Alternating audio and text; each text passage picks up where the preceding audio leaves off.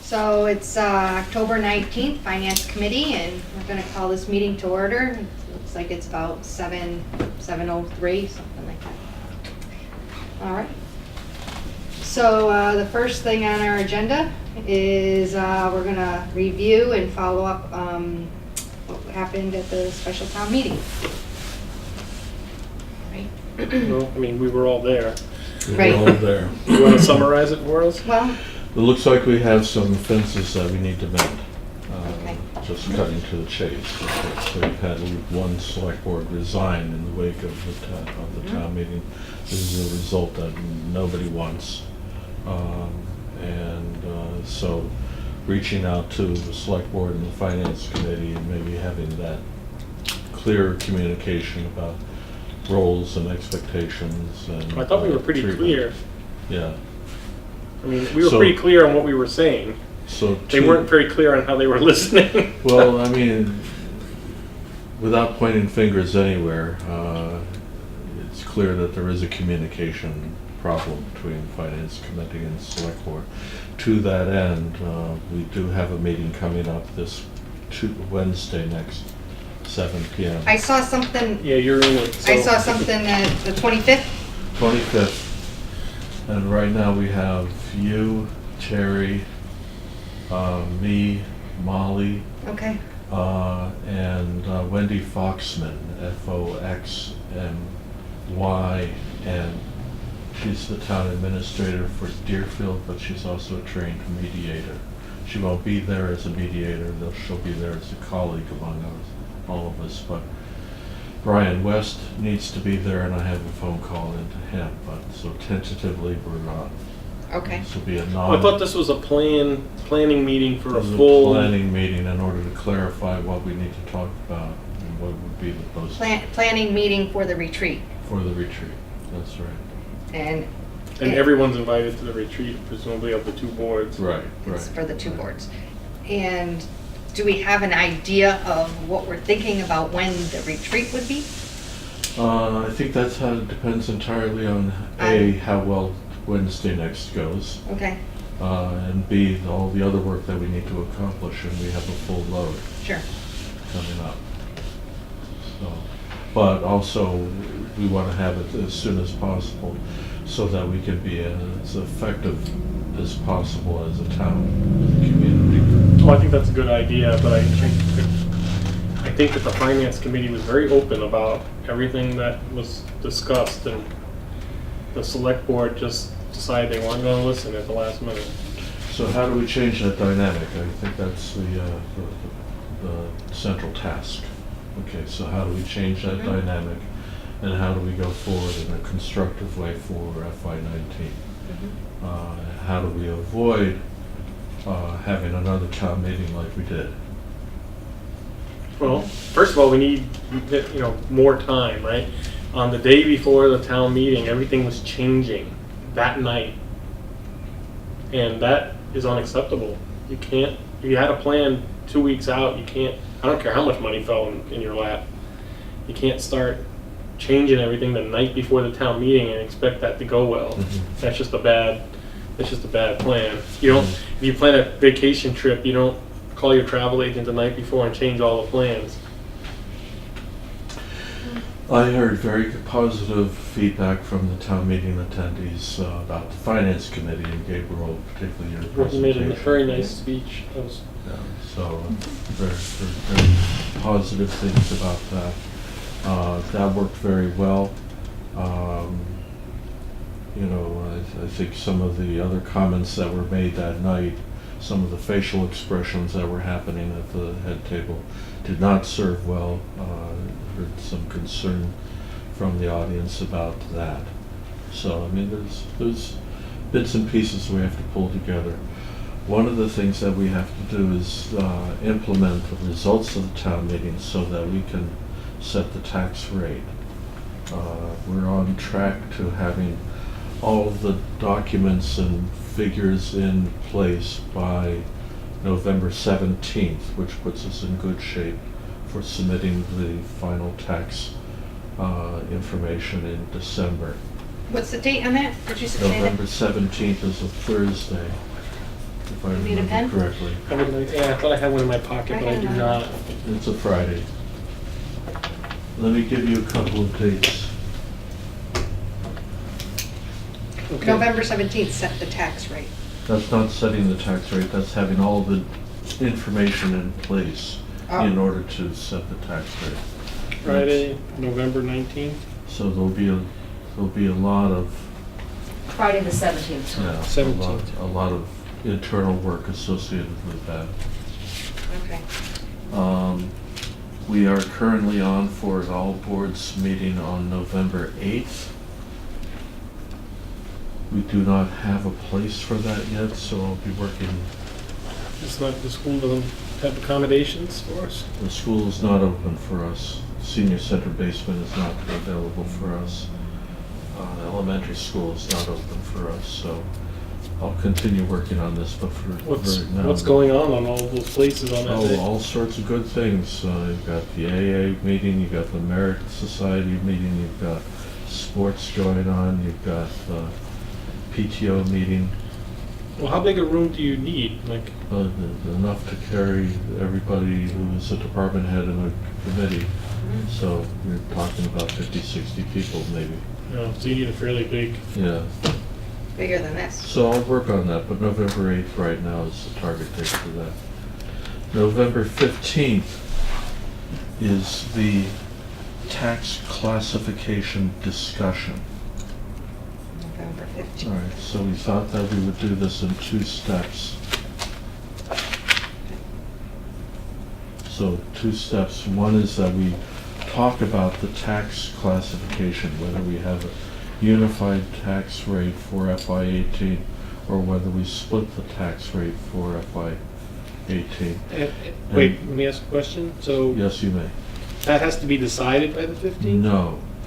What we thought that we would have do is have it in 2 phases so that everybody gets to chew it over, ask the questions that you want to ask, have us do the research that we need to do, and then come back with the final answers so that you can set the tax rate on December 6th.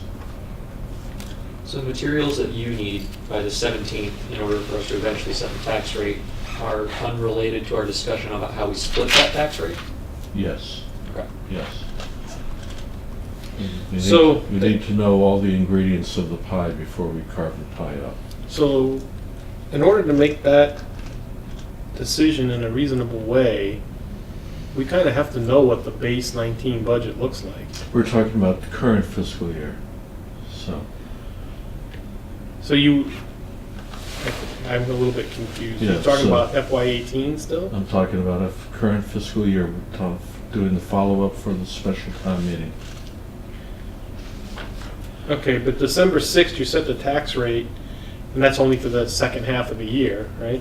Right, in order to get the bills out the door by December 31st, so that the revenue comes back in a timely manner, so we don't have budget crisis. So, it seems premature to talk about a split tax rate until FY19, in my opinion. I agree, but it is a decision that has to be made, and I just want to make sure that you all have an opportunity to hear as much about this as possible so that you can make the best decision for the town. Okay. And it's a select board decision, but you would be making a recommendation. So why do the two of you think it's premature? Well, because we haven't been through the 19 budget yet. We don't know how much extra money we're gonna need, if any. I don't wanna do a split tax rate unless I also know that I'm doing an override. And although, we've talked about override a fair amount, we still haven't seen the base numbers yet of the FY19 budget, so, you have to go through that all 100% with a fine-tooth comb and figure out what you were doing before you could think about asking for more money. So, that would all have to happen first.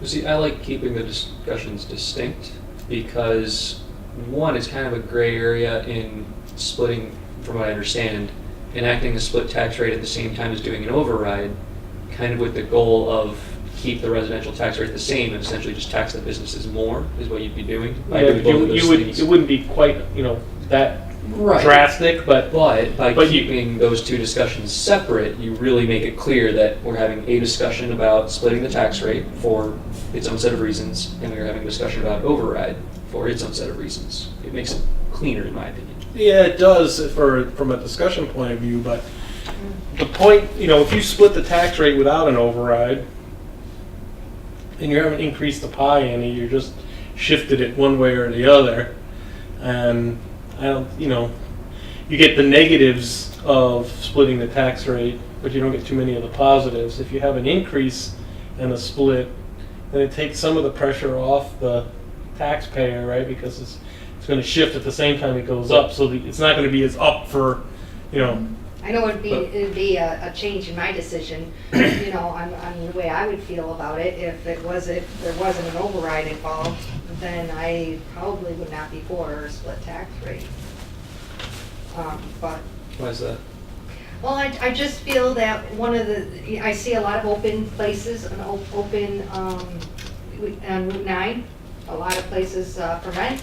I know that we had the problem with the gas. I want to see more and more businesses coming, and I want to keep the ones that we have here.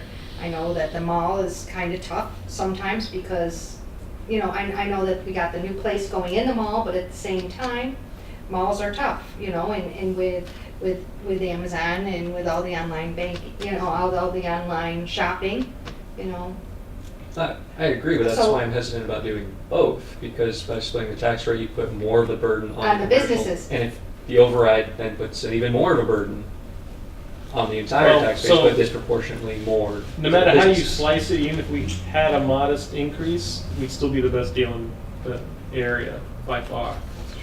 Both in tax rate and in And that's- available space and in community, right? So, and I do go back to that. I agree with that. you park a store between Amherst and Northampton. It's not like you parked a store in a 5,000 population town. It's like you popped a store in 100,000 population, right? Because you're going to draw people in from Amherst and Northampton. So I don't see the big stores moving. I would like to see discussion on how we could protect small businesses. And I don't know, David, if there's any known mechanisms for that, because we have two distinctly different kinds of businesses in town. You got Whole Foods and Target and all those kinds of things, which they're not going to care. They're not even going to notice if the tax rate goes up. They all have stores in places with enormously higher tax rates. So, I'm not too concerned about them. I am concerned about the mom and pops that we have in town that are Hadley people, and we don't want to make life tougher for them. So I don't know if there's a base profit level that you can draw a line at, or how that normally works. Yeah, so there are exemptions, exemptions for elderly, there are exemptions for seasonal, there are exemptions for small businesses, exemptions for agriculture, and all of that we want to have you exposed to and digest. And that's the reason why we're saying let's do this in 2 steps. Have the fuller discussion, get all the issues out on the table, get all the questions that you have that we cannot answer, and then have the formal hearing at a later date and actually take a vote that night with the knowledge that that you're making the right decision for the community. All these issues of timing, of traffic control, if you will, are clear in your mind. And you get to do this every year, by the way. So that decision has to be made every year, and it's usually just a rubber stamp that people don't want to change. Well, it's going to make it difficult to change it. Right now, if you were to ask me my recommendation, Yeah, I know you don't like a split tax rate. well, I'm still doing my research on that, but right now I'm leaning towards not splitting the tax rate. But It depends. There's more information that I'm trying to track down. I mean, because the way I see it, like I said, there's two distinct different kinds of businesses. Whole Foods brings in more profit in one day than some of our small businesses do in a year. And so, they get a big benefit for having this essentially wealthy population nearby that's going to shop in their store. Mm-hmm. And like I said, I don't think as a company Whole Foods is too worried about the tax rate. I mean, they have 3 in Cambridge. Mm-hmm. Well, I mean, Right. I don't know though. I mean, they have issues, and you see, in my opinion, I'm not necessarily don't agree with that completely. Let's look at JCPenney. We kept JCPenney. JCPenney decided to close down a bunch of stores. They closed a lot, and they kept ours. Maybe if our tax rate was different, they might have closed ours. Well, but we're also talking about a minute increase. We're not talking about doubling it or anything of that nature, Yeah. And it's still, tons lower than any place in the area. Oh, yeah, I agree with that. So the idea that they're all going to run out of town because the taxes went up, I don't think that's. I don't think they'll be running out of town either, but I do think that it will affect them, and I don't necessarily think that just because they're big, it's not gonna affect them. They have the bigger overhead, they have the, if some of them are hurting enough, it might say that one's not so profitable. Maybe that Walmart isn't so profitable. They'll If it's say, a big enough change to warrant a split tax rate, then we can't also say, but it won't be that big of a change to the big businesses. Well, but I mean, right? what's our current mill rate is what, 11.7? 11.57. 11.57. So, if it went up to, I don't know, just pick a number out of the sky, if it went up to even $1, 12.57, it's still how much less than the neighboring towns? You're still in the bottom of the heap. Yeah, see, so, I mean, that also goes for the townspeople, by the way, too. Our tax Yeah. rate is very low, and, Mhm. but before I would go and ask the townspeople for an override, I would want to see every nit and pick of 19 dealt with. that's why too, I agree with maybe being, when you said premature, because that's really what our focus is too, is to really focus on 19, and then to figure out what do we need. I mean, for 18, my personal vote right now would be not to have a split, not to do anything, just stay the course for 18 and get, whatever administrative stuff needs to get done to get it done, go ahead and do it, but not make any kind of global change for 18. We haven't even set the priorities for 19, so. Well, that's what I mean, so. Yeah, so I mean, it's hard to say how. We haven't seen the split big rate- book yet for 19. And you haven't told me what you want to see in the big book either, so. Well, I use the big book as a working document, right? So, Thank you. I do too. This is the first time I didn't bring it, because I'm ready for the new one. it's like, so, however you come up with a baseline Mhm. in the big book, Well, let's talk a little bit further about how we get to that. yeah, I would like to know that The actually. first thing is So we we're need to still get in the calendar land. Yeah. And so November 29th, public forum on FY19 is the date for that, and the select boards still need to come up with an idea of how they're going to approach that. I'm going to take November 29th, public forum. public forum on the 19 budget. So that's something I want to talk about, is the public forum. Mhm. There's only like the one, not the previous one, there's just the most recent one. What's the usual turnout for it? What's usual for a Public forum. public forum is where you get up and you talk about history of the budget priorities. The turnout, what's the usual turnout of The usual turnout will be light.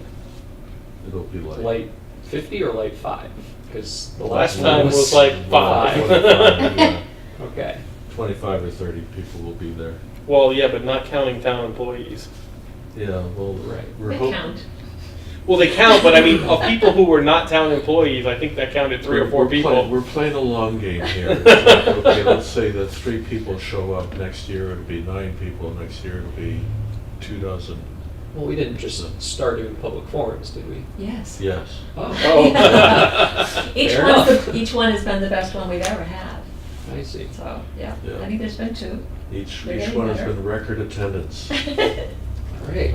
Well, So- still, I bring it up for the concern that, is there anything more we can be doing, either with public forums or just public outreach in general? Because to address the concern that we're having with the lack of communication with the select board, we being appointed have a very different idea of how we go about our duties versus a select board who is elected and has to report directly to the voters, as it were.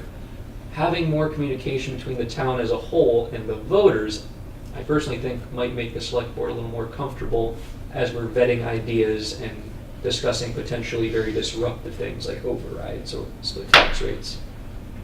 So I think public involvement could really be key to that. Yeah, But I it's don't difficult to, Yeah, how, I don't I actually mean, get you the can't ideas go to of how. people's houses and yank them out. You know, what are you Well, gonna do? let's play a what-if scenario. Okay, so the select board say, okay, so we grappled with the OPEB and wrestled that to the ground. That's a success story. Schools were in crisis. We bailed them out for the tune of about $1 million over a 2.5-year period. Then we focused on public safety. We added police officers, rewrote the contract, renegotiated the contract so that we got rid of excessive overtime, decreased the budget, and increased coverage of the town. Now we're working on fire department, getting the fire department up to snuff where we need it to be. So for the future, we're going to focus in on IT and HR and things like that. And the public may say, no, we want you to focus in on these other things over here. It would be very helpful to have them Well, give what- that feedback. And I agree in a perfect world, but if only a very, very small number of people come to the public forum, you may kind of skewed idea of what I mean, if somebody wants something, they're gonna come to the public forum and voice that, and that may not be the And that's will of all the people, you So know? that's why I'm And asking, then- how can we increase How- engagement? And so one feature of the public forum at the end is the select board will say if anybody has any written commentary, then we'll accept that commentary up to this date, and this is how you get it into us. Email is a very acceptable way, and people will add something. So you're keeping the door open longer than just that 2-hour frame. Yeah, I guess what I'm asking is, you have a handful of people that show up. You have hopefully a larger handful of people that tune in.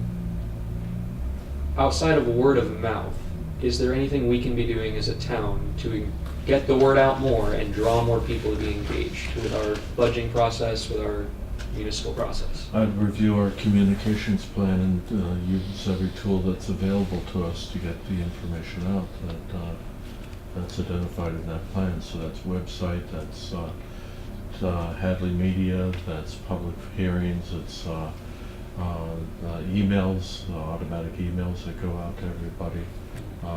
There's all sorts of contributions to Chalk Talk and the senior newsletter. Those are all perfectly fine ways to reach the public. And I'm glad that you brought that up, because we are trying to step up our communication game. That's been a project that we've been working on for a couple of years now. Well, I think that the email thing could work very well, such as you mentioned, like the schools and how they do it with the Chalk Talk and some of these other things. Well, the superintendent she sends out the email blast to all the parents for the week. But I think that's very, very good. I read it all the time just to get a brief thing. And I think what we need to do is somehow get an email list. People give us permission, an email list, and get something like that out on a once a month basis, you know, and send out maybe something in there. You can have a survey and say, what's the most important thing to you? Or what do you want to see? And I think, get a lot of comments back, but I think that will take, that's a big job for someone. Yep. And we don't have a communications team, so we rely upon people to tune into our website, www.hadleyma.org, and you can sign up for email alerts. Just click on the handy button on the left side of the screen, and it'll take you directly to the page of instructions that'll get you email alerts about all sorts of important things that happen in town, such as weather events or emergencies or elections that are coming up or town meetings that are coming up. Right. Now, I think down the road, maybe we can even look at working maybe with the school and getting someone, even one of the kids to help out. I mean, if they, Mhm. you know, or the seniors, you know, you have the senior work-off program, that could be, but sometimes, you know, they might not be as up to date as the kids are. We can maybe Let's go on to calendar, Len. Yes. calendar. All right, so the 12th, the 6th of December, that's your tax classification hearing, hopefully that. Oh, we did that one already? Yeah. Mhm. And there's I need the budget directions to go out to the departments, so the budget marching orders should be ready at that point, On the On, 6th? the On the 6th of 6th. December. Do you want to say a little more about that or loop back to it?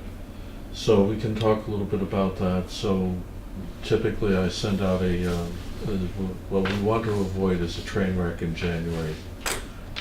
Some of these departments are easy. My budget consists of, I think, 4 line items, and most of it's driven by contract language, so it's easy for me to put that together.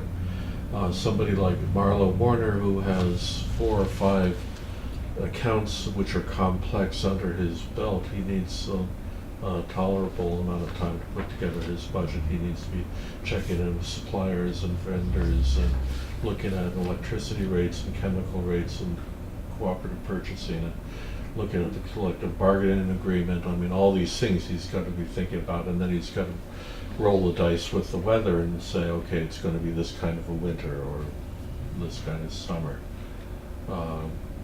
So we don't want these complex budgets such as education, public safety, public works to be thrown together in a slapdash manner. So getting the clear communication out to the departments early gives them ample time to put together a budget that they can feel good about, will serve the community, and they can answer the questions that you will invariably have for them. All right. So budget instructions typically talk about non-union personnel, any increase that they're going to be getting, talk about emphasis on whether it be public safety or whether it be public works or cultural and recreation, whatever you think is going to be important going forward. Talking about you know, maybe percentage of increase that you're looking for in overall budget. So those are the kinds of things that get communicated to the departments, and they run with that and come back with information in form of a budget submission. Thank you. Sure. Now, a lot of it, though, when we've, in the past, it seems like what we go over with the departments is all the expenses. Maybe we can focus a little bit more on the revenues with the departments? Which brings us to December 13th.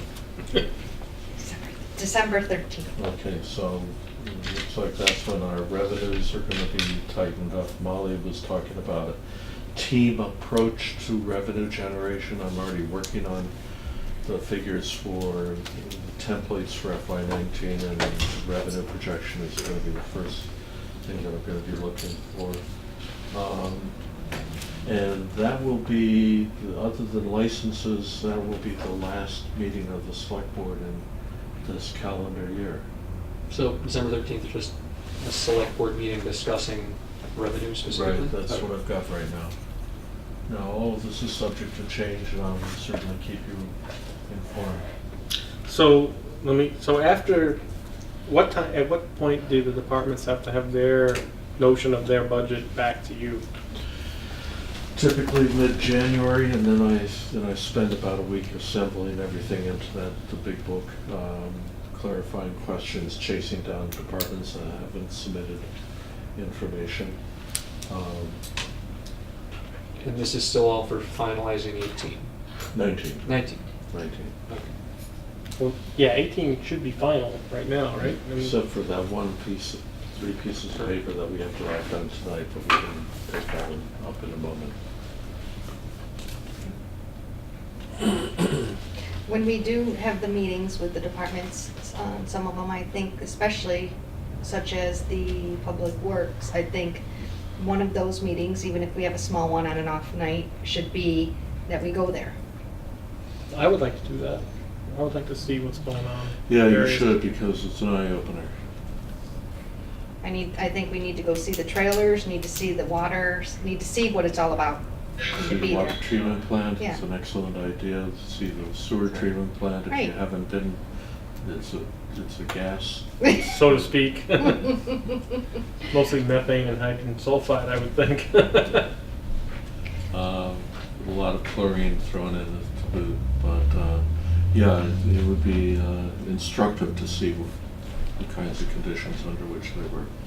Mhm. So 3A and B then, on the agenda? Okay, so reserve fund transfers, okay, so we've paid out some money, there's some money that's due that we haven't paid out.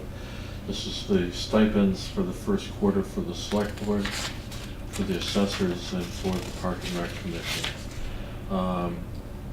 We need to, since we've taken those stipends down to zero, we have to at least put in enough money to cover what has been paid out or what is due to be paid out. So in the case of the select board, it's $1,250. In the case of the assessors, it's $1,741. And in the case of the Park and Rec Commission, it's a stipend of $263. So these are reserve fund transfers. This will be important later on if we have a deficit in 18 going forward to 19. It affects our free cash certification. So if we can clarify this now, that takes that whole thing away. We don't have to think about it for 9 months and come back to it. So those numbers were finalized since yesterday?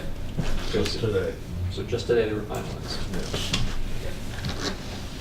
So these are, so when we were looking at the figures before, these are ones that, because I thought for the Park and Rec, just off the top of my head, was at zero. So they just haven't been paid yet. They haven't been paid yet, but They've already been promised. We are obliged to pay them. If they come with a handout, it's very difficult for us to say, sorry, Okay. you worked knowing that you had a budget, and then that changed on October 5th. Okay. So is it appropriate to transfer the money first in anticipation of them coming to us, or wait until they come to us and then transfer the money? If they haven't put in yet for the amount that they're already... If they don't put in, then that money comes back to you in the form of free cash. So I'd clean it up now, that way there's no issue with setting the FY18 tax rate. I don't think this will prevent you from doing the FY18 tax rate, but in the by it will affect your free cash certification. Gotcha. And what was the total of all of them? $1,200, $1,700, and $263, so it's about $3,000.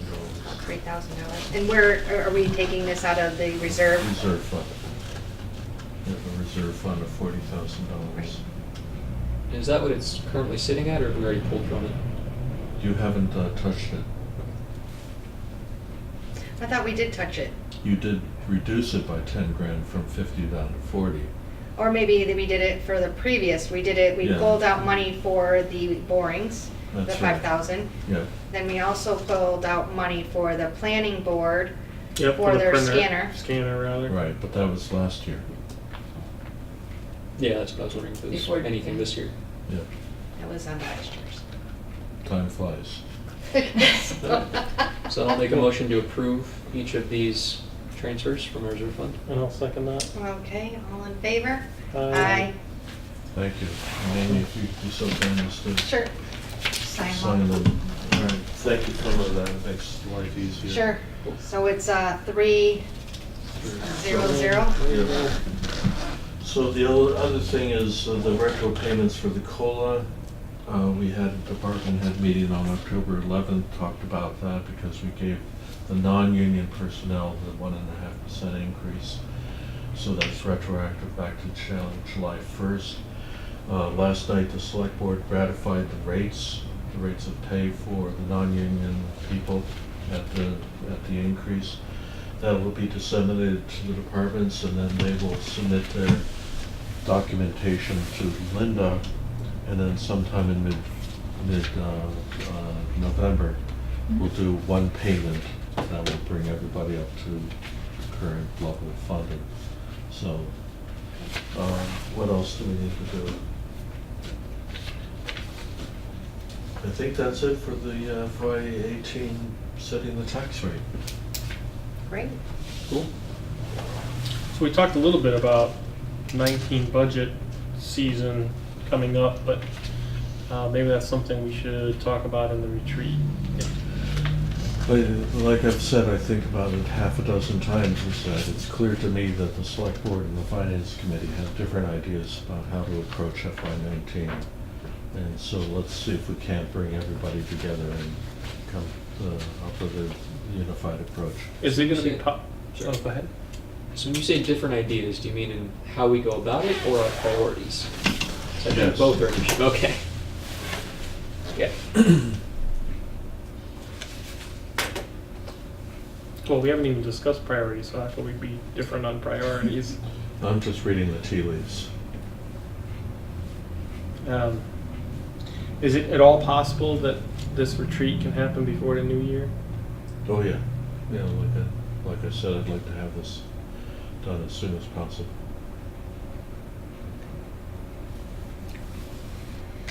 So I have a question about this public forum on the Mhm. 29th.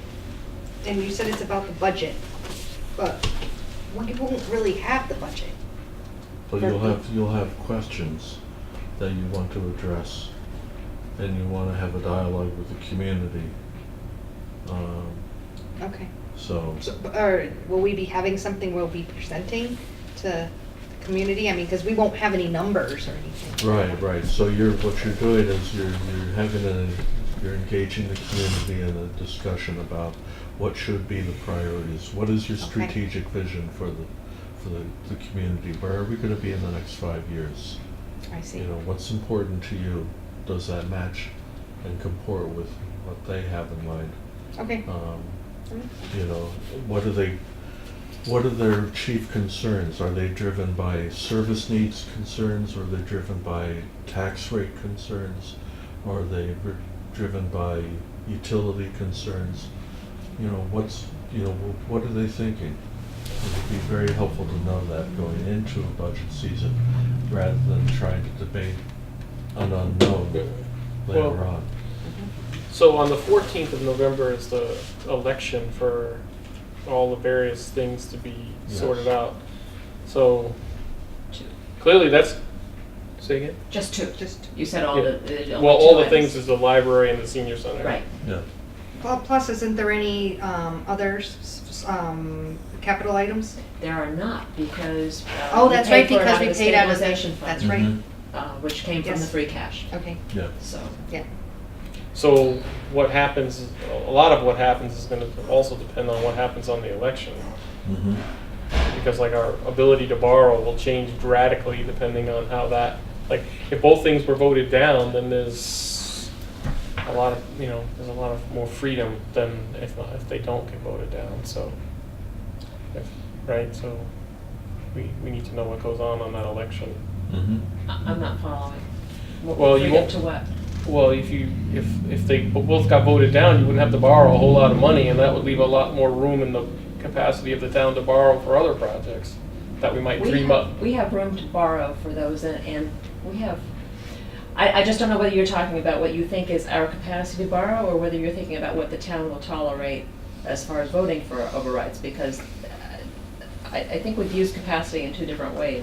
David, can you help me clarify that? Because Yeah, when we're so- talking about capacity, we have capacity to borrow. We have a lot of Yeah. capacity to borrow. It's whether the people have the appetite to borrow, or whether they think that the borrowing that's being presented on these two ballot questions are their priorities. Well, when you show that graph that shows we're gonna have a high level of payments till like everyone in the room is dead twice. That was a self-imposed limitation. The select board decided this is a limit that we want to set is paying that additional 95 over fiscal 17 on capital items.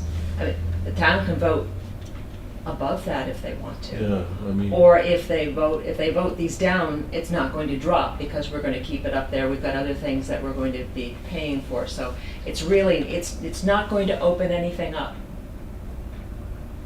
in the next 5 years by voting that down. I just want to make sure that's clear. There's no big, yay, now we can spend it in other things because we won't have it to spend because we didn't vote for Right. the override. So it's not a choice of do that or we'll do something else. Well, at what point do we have no more capacity to borrow? Legal Sure. capacity? Well, sensible capacity, you know, it's like how much debt do you want to carry? You want to carry no more than 10% of your net operating revenues in debt service. All right, we're around 6%, in fact, a little less than 6%.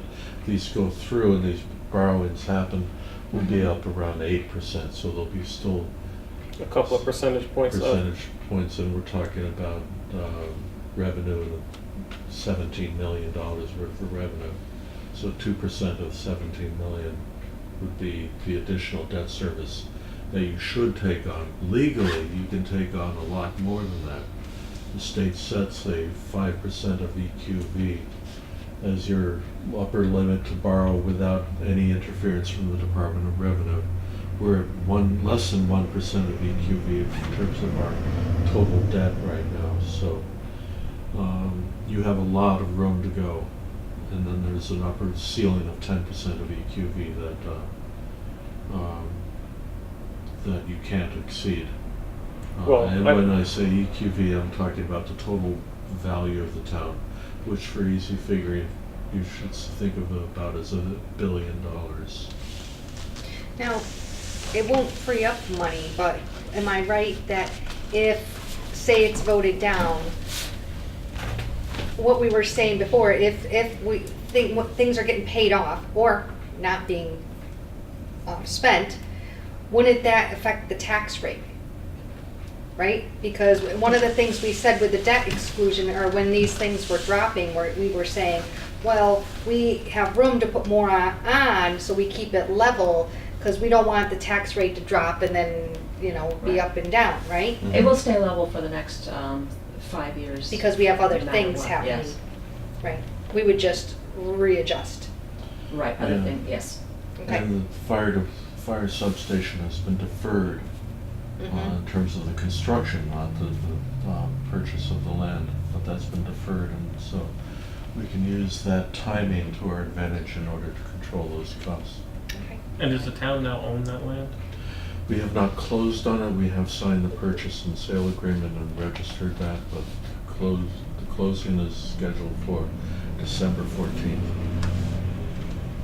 So going back to the public forum, and partly Amy's point, can we have more to be going to the town with? I understand that it's primarily to get a sense of their appetite, where their priorities are, you know, and collecting feedback primarily, but at the same time, it'd be much more useful if they had, you know, our current financial state and what we're going to be looking at for 19. It's very different when you're saying, hey, we're going to be scrounging to pay for the other half of the firefighters we just hired.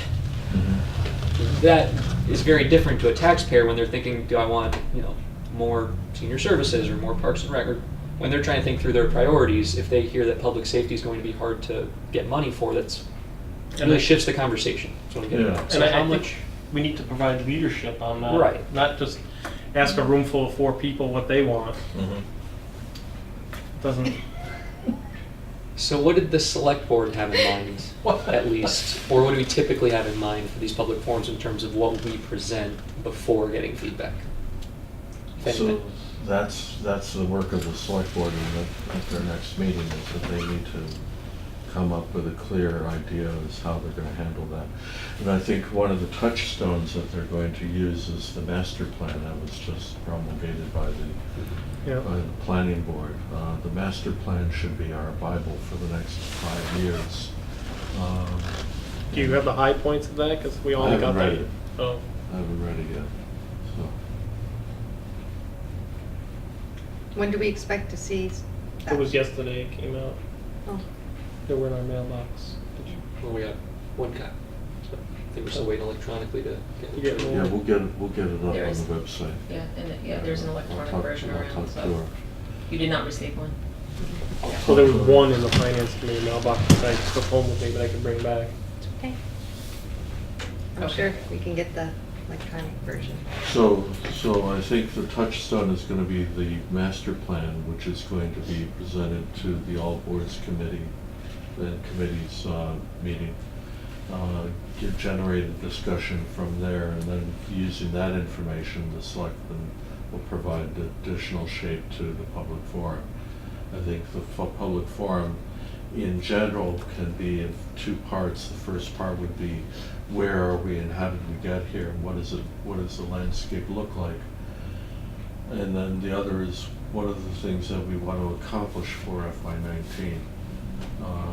There are some easy things that we can pick off. We want to continue our OPEB strategy. We want to manage our health insurance costs as much as possible, given the incredible uncertainty of health insurance markets in general. We want to continue with our free cash policy. We want to continue with consolidation of functions around DPW. So now we're thinking maybe Park and Rec, maybe thinking about cemeteries. We're not quite sure about how that will fit in. Those are the easy things that we already can tell you that we're going to be focusing in on. But there's additional work that you may want to be doing. IT, HR. We'll go back to focusing in on park and rec and cemeteries. What's the notion there? Well, like we reported last night, our cemetery committee is not functioning very well. We have 5 cemeteries. Each one has a designated person who oversees that cemetery. We're We down have- to 2. We have 5 cemeteries. We have 5 cemeteries. We have the one on Cemetery Road. Cemetery, that's Old Hadley, Yeah. North Hadley, Plainville, Russellville, and Hockenham. It's not counting the church cemeteries, right? Yeah, not counting Yeah. the church cemeteries. Who knew? Yep. Yeah. So, we don't have anybody to mark the graves. Okay, so if somebody calls up, who do they call? Okay, so take a Columbus Day weekend, 5 o'clock in the afternoon, somebody needs to bury a loved one. They have to call, they have to get the certificates, they've got to get they've paid for the plot, they just need to have the plot marked. People have flown in from all over the world. It's all got to be done by Sunday afternoon. Who do they call? We don't have anybody on staff at this point who's doing that work. We had one volunteer doing that and another volunteer. What's the workload like for that? So records maintenance, collecting revenues and dispersing the revenues the way that they're supposed to be done. That's done mainly through a revolving fund. Marking cemeteries, so marking grave plots, making sure that you're digging in a place where somebody's not already in So the for the ground. volunteer, what's that translate to in hours per week? Sporadic, as needed. And that's just volunteer? Or Yes. they getting paid? No. Okay. There's a caretaker for the cemeteries who gets paid, but that's grass mowing. Mowing grass. Yeah. Okay. And how often does this, how often are people buried in Hadley? Episodic, depends on when they die. We can't plan ahead. Well, I know there's a total eclipse of the sun in 2079 on May 1st at 9 o'clock in the morning. I intend to How be did- around. I'll be 124. No, there's one sooner than that. Yeah, but not on May 1st. Okay, I don't understand what the significance of it being It's on a May. high holiday for me. Okay, So, we'll talk. 125. I don't think you're gonna make it to I'll be 125, David. I won't be 125, I'll be 124, so by 10:30 that afternoon, I'll be done. I wouldn't spend a lot of money on this project if I were you. So there's also the discussion about the maintenance of the park, particularly Zaturka Park, that just started putting together the bid documents for the final reconstruction of the Zaturka Park. Who's going to maintain it? Who's going to plow it? Who's going to mow the grass? Who's going to? And that's not gonna fall under DPW? Well, it may or may not, but that's one of the things that we're talking about. I think some people would very much like DPW to take it over. Yesterday, we're not equipped to do that. We don't have the staff, we don't have the certifications in place, don't have the equipment in place. I mean, how do they mow the current grass that they mow? They don't, there's no grass there, it's all under construction. No, but like site. they mow the town green and... That's done by DPW. Right. Yeah. So they have the equipment to mow and do that sort of thing. Right. So why wouldn't they just bring that equipment to mow Zaturka Park? They could. But that takes them off other tasks. Are they at task capacity right now? Right now, we're understaffed in almost all the divisions. We need, and that's because we have a couple of people out on injury. We have a person who's retiring, who's using up a lot of vacation time. So we're a little understaffed right now. Terry appears to be watching us. Hope you're feeling better, Jerry. Oh, that reminds me, we revamped the remote participation policy last night, so to comply with the new regulations. And does that mean we can call in?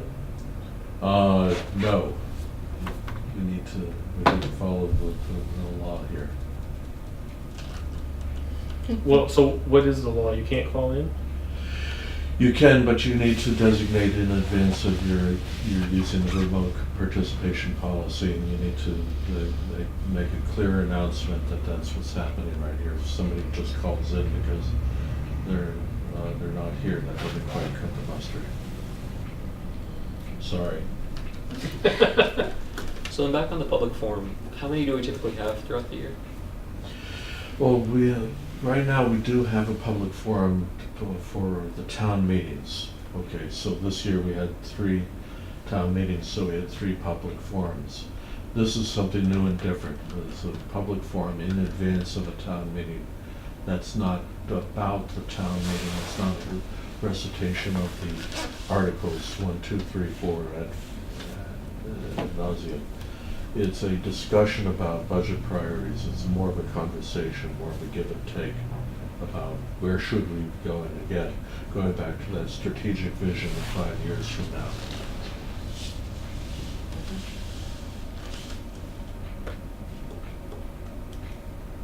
When are we gonna look to start setting the calendar, start meeting some of the departments and things like that? I think once they start submitting budgets, I think you might want to spend intervening time looking at some of the charters that were presented, if you're still interested in that project. So, the Springtown meeting is when? May 3rd. May 3rd. So we have some time between mid-January and May to get everything organized for 19. Mm-hmm. And if we were going to propose whether an override or a split tax rate, it would be at that Springtown meeting. That's the way I'd do it. So to that, I guess what I've been getting with the public forum, the override I think would be the biggest challenge. I mean, before I was on the finance committee, apparently the word override didn't even want to be said by our public officials on TV. It was revenue enhancement or in hushed tones. I think we've gotten better about talking about an override openly, but there's still a feeling that the town would never go for it. Right, that's kind of our underlying assumption, unless we have everything tip-top and we really make a case and we're all united on one front, which are all good things to have. But I think maybe there might be a little more appetite than we're giving the town credit for. I agree with that. I want to have those kind of conversations, maybe at a public forum or in some way, with the public well ahead of time, well ahead of March, April as we're ramping up for town meeting, certainly well ahead of a week before at a public forum or the night Well, of. and certainly don't want to be making those decisions the night before. Mm-hmm. I That's just understand. unacceptable. Yeah, I understand the feeling of wanting to make sure we have everything that we're asking for in line, in tip-top shape, that we have a numbers to actually present about what we're asking. I understand that sentiment, but I also think that we should start the discussion well before we have that, frankly. We don't know what IT is going to cost. HR, we have maybe rough numbers. You know, the budget hasn't come together, so we don't know what the firefighters, what we're really going to have to sacrifice to keep them on.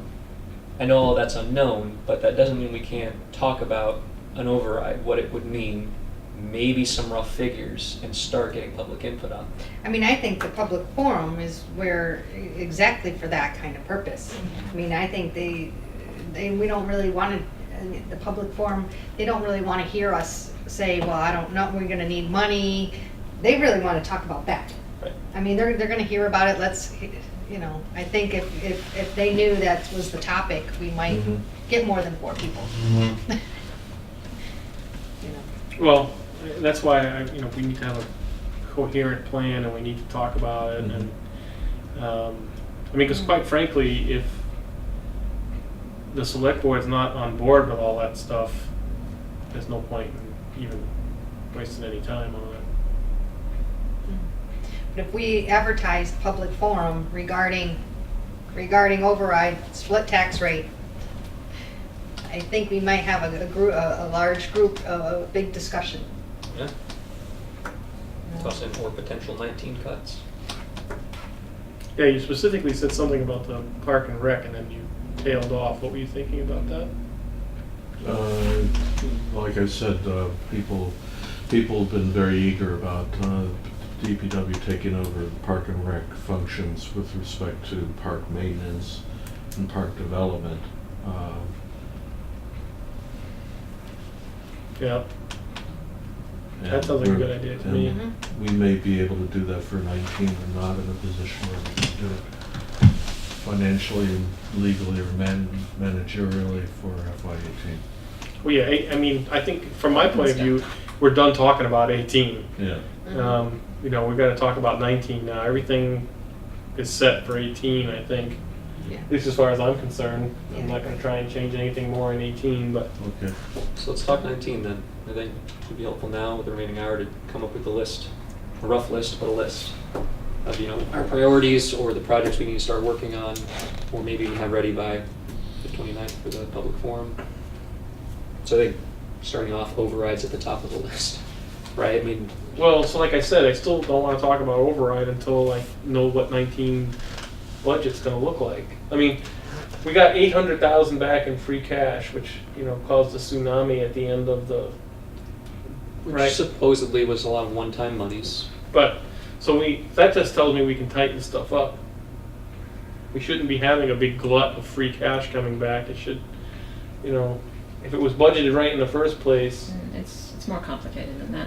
Yeah. But So I think you're right, but I think that's separate than an override discussion, right? So part of the finance committee's role and the select board and really town staff is every year you're always trimming the fat where you need and reallocating that where it's needed. Projects end, there's staff turnover, departments change, that just naturally happens, and you're always going to be tightening your belt where needed. That doesn't mean that you can't ask for more money.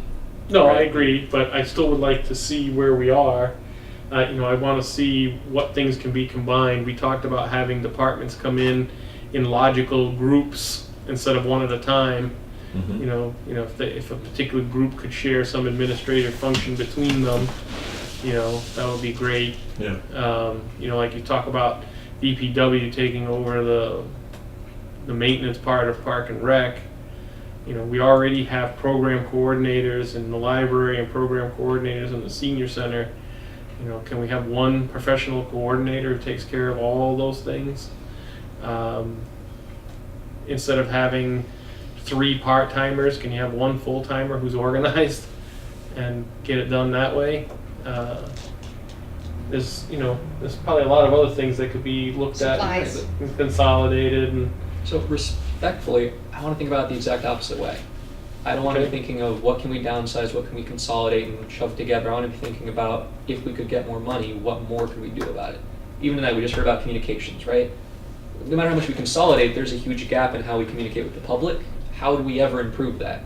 it's not by combining departments, it's by getting more trained staff or enhancing a Right, department. but somehow. from, the reason I've been going down that road in this meeting is that, we've already talked about, does the town have an appetite for this? Well, I think you have to dot all your i's and cross all your t's so that you can make a cogent argument to the town that says, okay, we've consolidated, we've trimmed the fat, and now we want to implement an HR and IT departments, and we're going to need some more money for that. But we've done our due diligence and found every last penny that we could find. You gotta clean the house before you start putting the stuff in, You gotta clean up first. Yeah. Linda wanted to say something. I'm just wondering on the revenues, David, you mentioned that the revenues are gonna get tightened up at the select board meeting on December 13, but your forum is on 11/29, which is 2 weeks earlier. We should have a pretty good idea of revenues, hopefully by then. If you had revenues in here, I know you won't have the budgets, but if you had the revenues Mhm. and had that as a benchmark, and this is going to be what our budget is, how are we going to allocate it? With perhaps a cushion in there for, a bit of a cushion.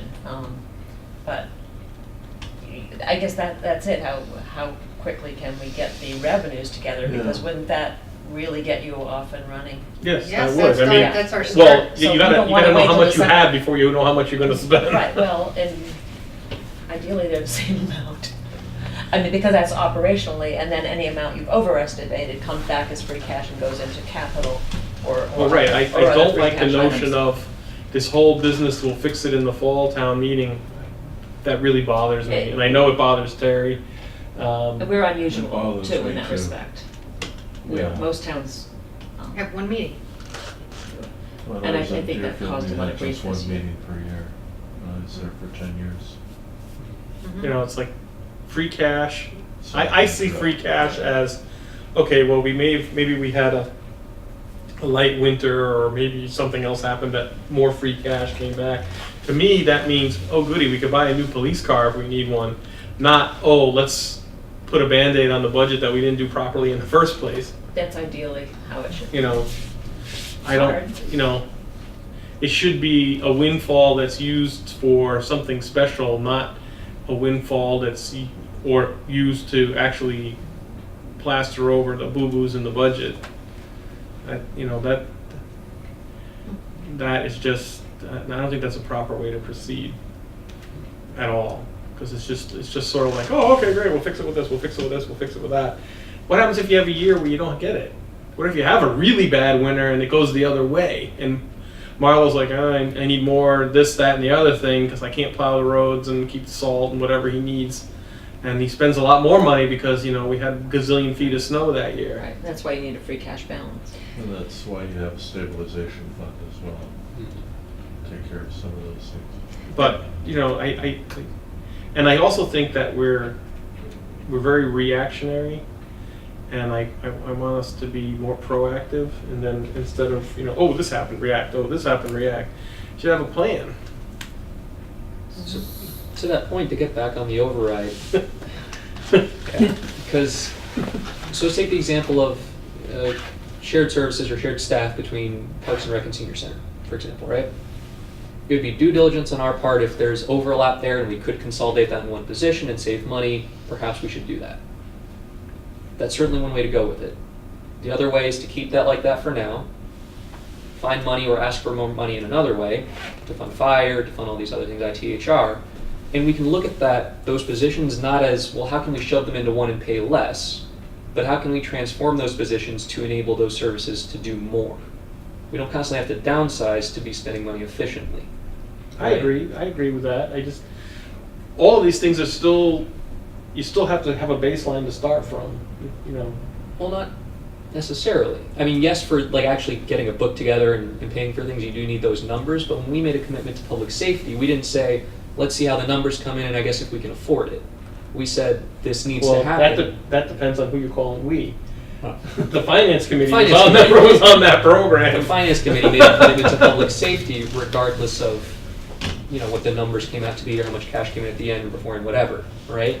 So I think in the same way we can look at a vision for this town and how we can enhance it with an override as a separate thing than how much money may we happen to have for 19 because of revenues, right? They're two different discussions. We'll handle our money responsibly, make cuts where needed, or enhance where needed if the opportunity. But if we're asking the taxpayers for money, we can frame it in such a way as to say, you will get more. You will get more bang for your buck. You will get more services by having more money thrown in.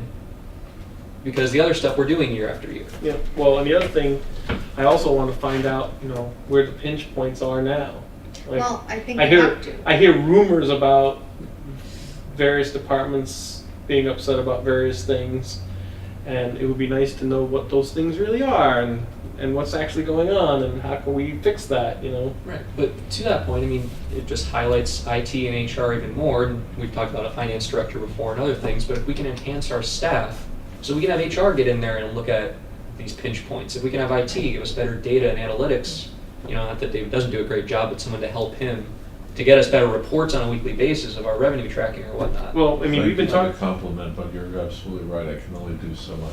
Right. I think that by enhancing our staff, we can work on these things better than us going department by department as a volunteer committee and trying to keep, because that's what we've been doing, right? For however many years it's been now. We've had volunteers coming in and trying to do professional level work, and we're always on our back foot. We're always reactive, to your point. We're always playing catch up. We're always trying to just make it through the next year. And I think, and while that's all important work, and we should continue doing that, especially for the Plan B, if the override doesn't go through, I think we need to have a very different mentality when it comes to thinking about how to pitch an override to the town. It can't just be all doom and gloom and we pinched as much as we could, please just give us this much so we can keep making it through. It needs Well, yeah, to but be... you wouldn't. I mean, I wouldn't couch it that way. I would, I would couch it as, we want X, Y, and Z, and we've done our due diligence on the backside so that we know, where we are here. But if you want, an HR person, that's a position that's a fairly well-paid position. If you want IT, that's another fairly well-paid position or group of positions. But then on the other hand, like, who handles IT for the school right now? What's the capacity of that position?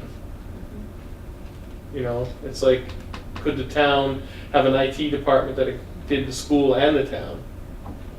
It would be nice to have them all be unified so they knew what they were doing. And those are conversations I think we should be having. What would the override look like? How could we spend that money? Rather than first just worrying So then the about- first thing we need to know is what's that estimate? Right? You can't ask for money unless you know how much you're asking for. So if we were gonna do HR and IT, we actually have to know something about how much that sort of thing's gonna cost. And I don't know, there were some subcommittees that were supposed to look into that. I don't know whatever happened with that. Do you know, David? Well, we have David, some stop materials looking so we can get scared. started with. So Tom, back to your point, you're talking about the school and their IT, right? And what we could do to collaborate with them or to roll them in and what the plan would look like. But you're also asking for what it costs. But what it costs would depend on how we want to structure it. So which do we want to tackle first, I guess, as a finance committee? Talking about the financial health of the town and how we can enhance it. Well, so maybe we need to do some research on, how other similarly sized organizations handle that IT. I mean, actually, how's it handled now? Like, when somebody needs an email address, who does that? Well, right now. Jennifer. Jennifer does it. Jennifer's the IT manager. She kinda is. Jennifer works She is. with Paragus and, we're with Gabriel and we get it done. Volunteer. And Kate helps. this is true for most small towns, is that it's done by haps and starts. I was talking to the Conway Town Administrator just last night after our select board meeting, and he said that there's a model booklet coming out by the Department of Revenue about small town IT. So Oh, we should get that as soon as it comes out. I asked him for a copy of it. It's already on it. Yeah, so it's. I mean, because right now, presumably, all the different offices and various buildings, you must have a computer. Yes. Who takes care of your computer? Gabe helped, we actually have one of the new ones now. There are 5 new computers in the building and Gabe helped us out by getting us set up initially. And we took it from there ourselves on things that we could do. We've hit some snags. If he's able to help us out with that, that's great, but we also know that he's not our IT person. We have Paragus over there to help with that. But meanwhile, we do have we have few people in town that are a little more computer savvy than others, and usually before we call Paragus, someone else has sat down in our seat at the computer and said, maybe I can help you with that. So So then you're taking two people away from their jobs to try and sort of tinker with this and figure it out, which saves the town more money than actually calling and hiring somebody. But those jobs aren't getting done in that meantime. So there's no global security on these computers? Each one is individual, isn't it? Sure. Individually. As I've been discovering, they're somewhat locked down by Paragus remotely through Azure AD, Microsoft's product for remote kind of management, which comes with its own security. So you can't just randomly install a virus on your own machine because you're actually not allowed to because it's remotely managed by Paragus. So that's great. But as far as antivirus and stuff, it's on a computer by computer basis as to what they have installed. I think, is it a VAST or a McAfee that you have? A vast, A VAST. vast. So yes, it's poor. Put it mildly. So yeah, I think when it comes to all the support stuff that we've held back on or trimmed down in the name of conservatism and financial due diligence, the number's important, but whether it was 100,000 or 300,000, you'll always see a return on it, and a very good return on it by investing in IT, HR, finance, and all these support staff members, right? So I don't think the question is so much, what do we absolutely need and what's that figure? It's what are we comfortable asking for and what's the vision we can look to pitch to the town, right? So maybe I'm trying to be a little more optimistic. And, No, I understand. I'm trying to feel my way through this. It's a chicken and egg problem right now. We need information. For example, I mean, I don't know. If you said to me, okay, Tom, go figure out the IT, I'd be having to do a lot of research to figure out, what it is that we would need. yeah, And in my mind, there should be some central IT person who does take care of security, so it's all the same on all the computers, and who is, because I'll give you an example at my work. If any one of our computers anywhere in the world gets attacked by a virus, IT knows about it and shuts it down. And, they'll be on the phone to you like that. Say, But I guess we can still have a fruitful discussion of the scope beforehand, right? Yeah. So with IT, it can scale. And this is kind of the chicken and the egg, right? You can have an IT support staff person with my level of expertise that can come in, do basic administration stuff, troubleshoot computers, provide basic office support and email support for the town hall. That's very different. That's the other end would be, having a team of 3 people that can manage the town hall, do an actual network with security, across public safety, DPW, and fire, and remotely manage all of their machines, get us all connected and linked in, together, and support the softwares that they use, because, public safety uses specialized software to do what they do. So rather than having that in-house over there, you have it in the IT department to provide support. That's the full-blown works, right, of having an IT department that can support an entire town. But and roughly what do you think that would cost? They're talking about 3 people?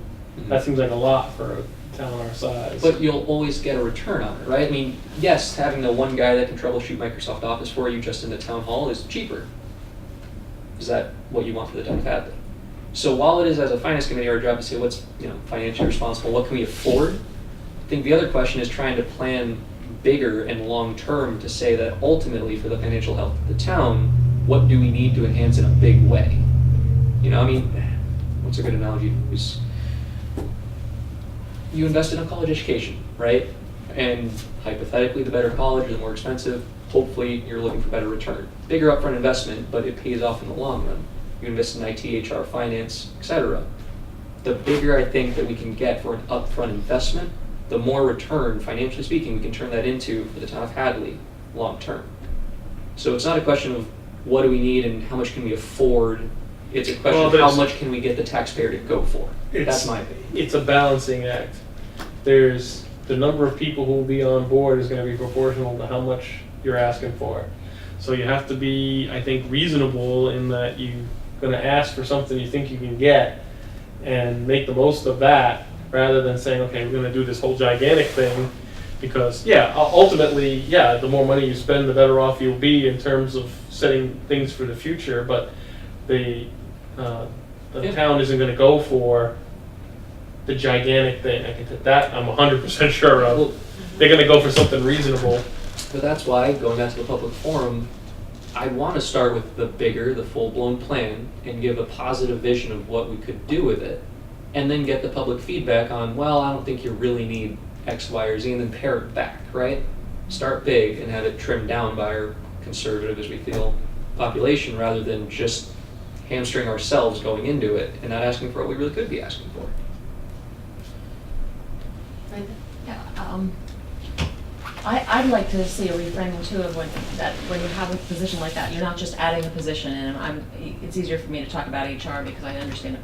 So let's say you get an HR person or a contract in here, say, well, it costs this much now that we're putting into HR.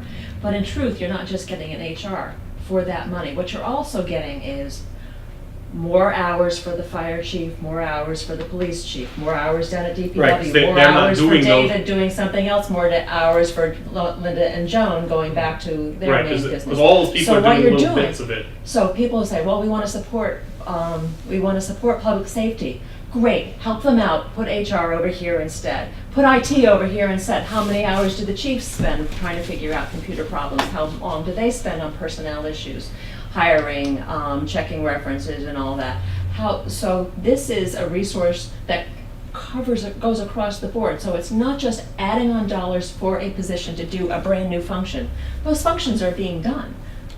But they're actually being done across the board by these other departments, and all these department heads aren't necessarily trained to do it. So when you're having a new administrative head come into a position, and by the way, you also need to be the IT for your department, and by the way, you also need to do the HR for your department, and these other things that we've been talking about.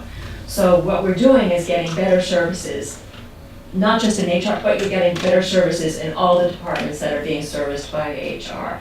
And the school will benefit greatly from something like that too. So I think that's what we have to be careful that when we put a price tag on it, we look at the value across the board and perhaps some alleviation. I'm not sure it's always added dollars. It might actually be, especially if we're working with the school on an HR personnel, perhaps they're already, that's something we have to look on. Maybe the new position is not necessarily the total dollars of that is on top of the current budget. Maybe we're reworking something else within the system.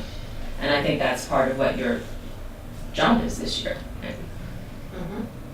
Or maybe we'll be contracting some instead of having personnel on board. So that's also, we'll And I would actually prefer that, because that gives you the ability to change it if you don't like it easily. Yep. It gets you have different companies bid on those Something- services. It's something to look at. I don't know So how I I feel think about it. that's a think great it's something point, that- and maybe when we talk to department heads, that's something that they might want to talk about in their budget, is, kinda hours. I spend so many hours dealing with HR stuff. I spend so many hours dealing with, because we could put dollars to their hours. I put, and Well, it's also uniformity, right? It's like, if you had a central HR, whether it's a person or a contractor, Absolutely, everybody gets treated the same. absolutely. Yeah. And you don't run into these kind of interpersonal problems that happen because, so-and-so got this deal from that person and so-and-so got that deal from the other one, and it's a big You nightmare. have someone watching the whole picture. Because I think a lot of that people stumble into, it's not intent, that. Right, it's just, right, everyone has good intention about what they did, but they may not even know what was going on in some other Why should department. they? And they shouldn't, right? Yeah. If some department head is working out an issue with one of their employees, that shouldn't be public knowledge, right? I mean, Exactly, but you do want, uniformity is something we don't touch on that often, but it's very important. I agree. because that's how you keep things settled. I mean, for example, I'll go back to my company, but for my company, everyone it's like the Army, everybody has a grade. It's like, this is the position, this is your job, this is the pay, that's it. Nobody has like a special deal. Everybody, if you want to make more money, then you got to figure out a way to get promoted into another grade.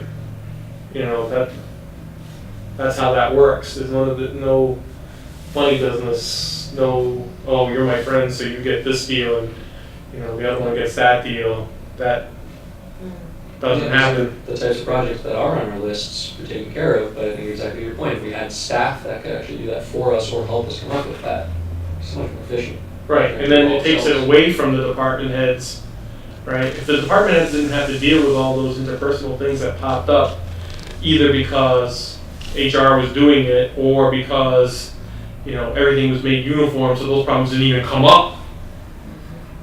These are the rules, period. You have this education level, you have this certification, you have this license, whatever it is, I think it's a great point.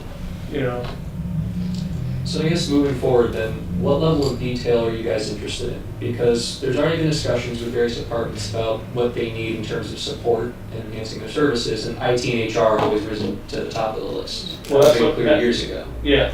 right? But in terms of how we pitch this to the town, what level of framing in terms of hours saved or, how it translates to the taxpayer, like what level of detail are you guys looking for to feel comfortable to pitch an override to the town? Well, pitch it override to the town, I think we need to have some fairly solid numbers. We have to have some research done on, maybe not a bid go out, but at least talk to different, providers of IT and what their level of service is and how much it costs, and so on and so forth. So you're looking for ballpark? 10 numbers? I would think we'd have to be at least, we would have to know at least to the nearest $10,000 how much it was going to cost. Because you can't say, you're going to ask for $200,000, but it really costs $500,000. You got to really know. Because I still think that you have to be reasonable about stuff. You're not going to go, if you want it to fail, make it too big. Mhm. People will get scared. And you saw the whole $95 increase for, all kinds of backflips were done to make sure that, because they said, it'll be $95 increase in the average household or average property. And all kinds of hoops were done, and it was extended out to 1,000,000 years to just keep it at $95, because no one wanted to say, but maybe it'll be 96, And so I think you have to be a little bit careful about not trying to bite off more than you can chew. But I have a sort of a specific question. There was talk all through various meetings about a wage study. Did that ever get done? Yeah, last December. And what was the result? Presented it to the select board and I haven't heard back from them.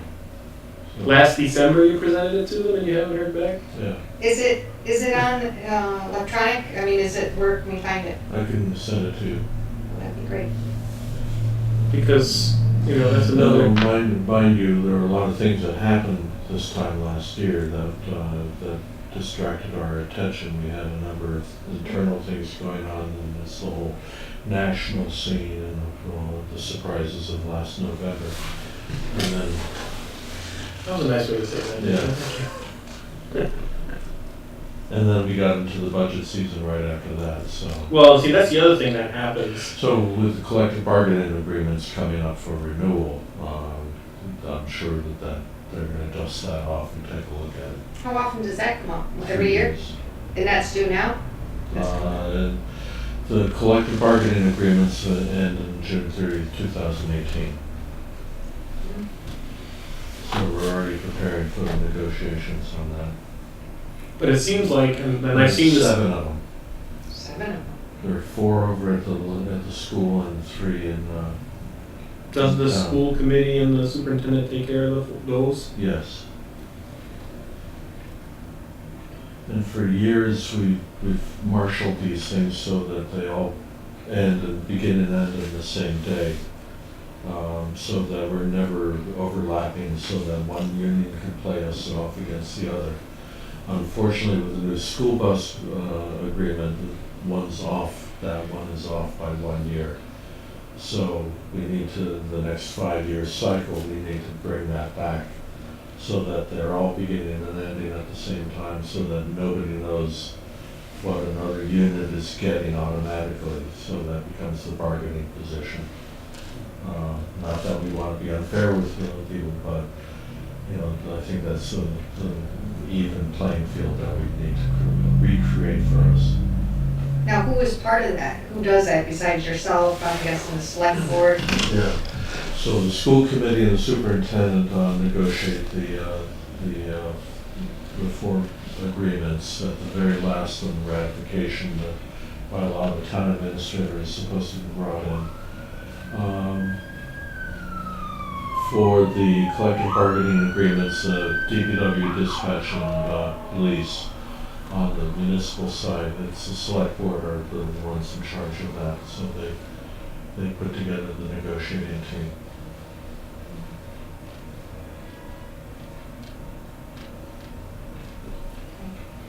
So, I just want to focus back on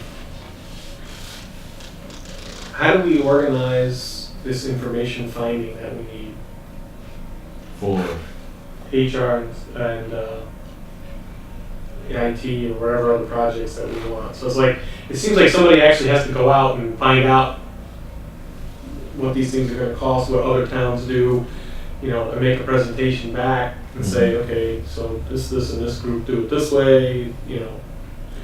I'm guessing a lot of towns fly by the seat of their pants like we do.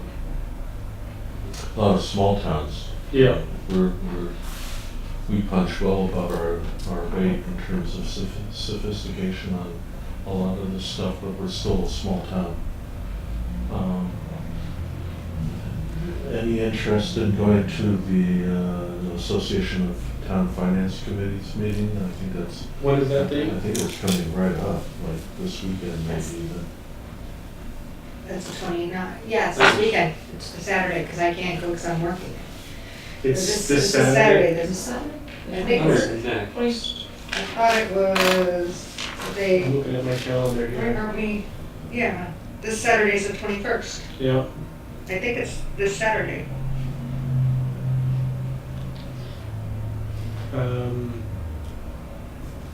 Do you know what time of day?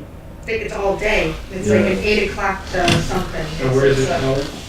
a couple hours away. Yeah, Franklin, or no? Yeah. I think you're right, Franklin.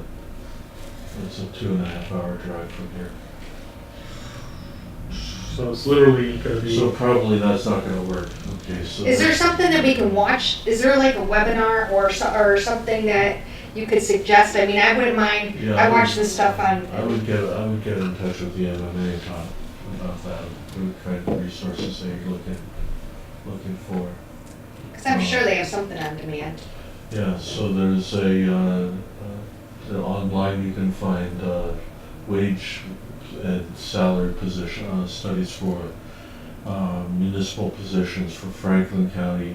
If you go through the FERCog that's posted online, and if you go look at the HCOG or whatever they call themselves now, they also have that stuff posted online. So that's a quick and easy way of gathering a lot of information, and you can think about comparable sized towns. Do towns ever share services? Sure. Ambulance is a good example. I wonder if we could like glom onto somebody else's IT and. That's what I was going to bring up, actually, regionalization. On two fronts, actually. I think that there's opportunity with the IT department with Amherst. I know obviously I work for Amherst, so gray area if you will, but there's still an opportunity. And Parks and Rec, actually, there's an opportunity if we wanted to do something more regional and how we work together to offer service. I mean, that one just, I think makes even more sense in terms of offering, you know, leagues for kids and programs that if you can draw upon a larger pool, then smaller interests can have a bigger audience, so classes can be a little more successful. You know, you can have bigger tournaments, bigger leagues and whatnot. And so even if we don't get absorbed, you know, just working more closely with them to offer services would be more cost effective, certainly enhance the service itself. So, Well, I think we're already, and many of the parents were already using it, in such as soccer. I know that one time they weren't holding, one year wasn't a great year, they weren't doing much, so I had my choice. Am I gonna go to Amherst, am I gonna go to Northampton? You know, and so a lot of our kids actually go to the Amherst Park and Rec now. right. Yeah, so veteran services we do regionally, ambulance, sealer, weights and measures is. So that would be another avenue for HR and IT. We explored for about 10 years doing regional dispatch, but I fear that that's not going anywhere. So, because, typically bigger is more financially doable than trying to reproduce the whole thing here. But I mean, a lot of this is gonna hinge on what the select board has an appetite for. Mm-hmm. Because if they have the same appetite for this kind of stuff as they did for the fire department, we're not gonna get anywhere. But again, I think being elected representatives of the town, hopefully their appetites align with the townspeople. So if we can engage with the townspeople directly at a public forum and get their appetite there, then you would think that the select board would fall in line with what we hear. So one suggestion, right, for the override is, could we do this over multiple years? If you're talking about IT or public safety, I mean, we just got 3 additional firefighters, or half 3 additional firefighters. But even then, the chief signaled that he's going to need more, especially in the years to come. It's not like this fixed fire, for the future. So if we can present a longer term plan, just to see if there's an appetite for it, to say, hey, we're going to ask you for an override of $200,000 this year to start us up on IT and HR. But in 2 years' time, we're going to be coming back and trying to expand that. And you'll see, how we've implemented it, we'll report back, and then maybe they'll be willing to give us more in the future. So I don't think it has to be a one and done thing. We ask for everything now and then never again. But again, it's up to the public, right? Do they want it to be one and done? Or are they willing to hear us out year after year, not feeling like we're just hiking it up every year? Right? Essentially, that's what Prop 2.5 is, right? You get a 2.5% increase for that kind of growth. And then anything that you ask above that is for whatever it is that you're trying to implement. Mm-hmm. So Arlington does what you're discussing there. They're in a rolling 5-year plan, so they say we need X number of dollars in exchange for that. We will meet these parameters of expenditures and capital needs. And if we've been able to meet those parameters, then we're going to come back in the 5-year period and say, see, we did exactly what you asked us to do with your extra dollars, maybe have some more. And these are the new parameters that are goals and objectives that we're going to achieve, and cost controls, etc. So Arlington would be a great example of how that has been very successful.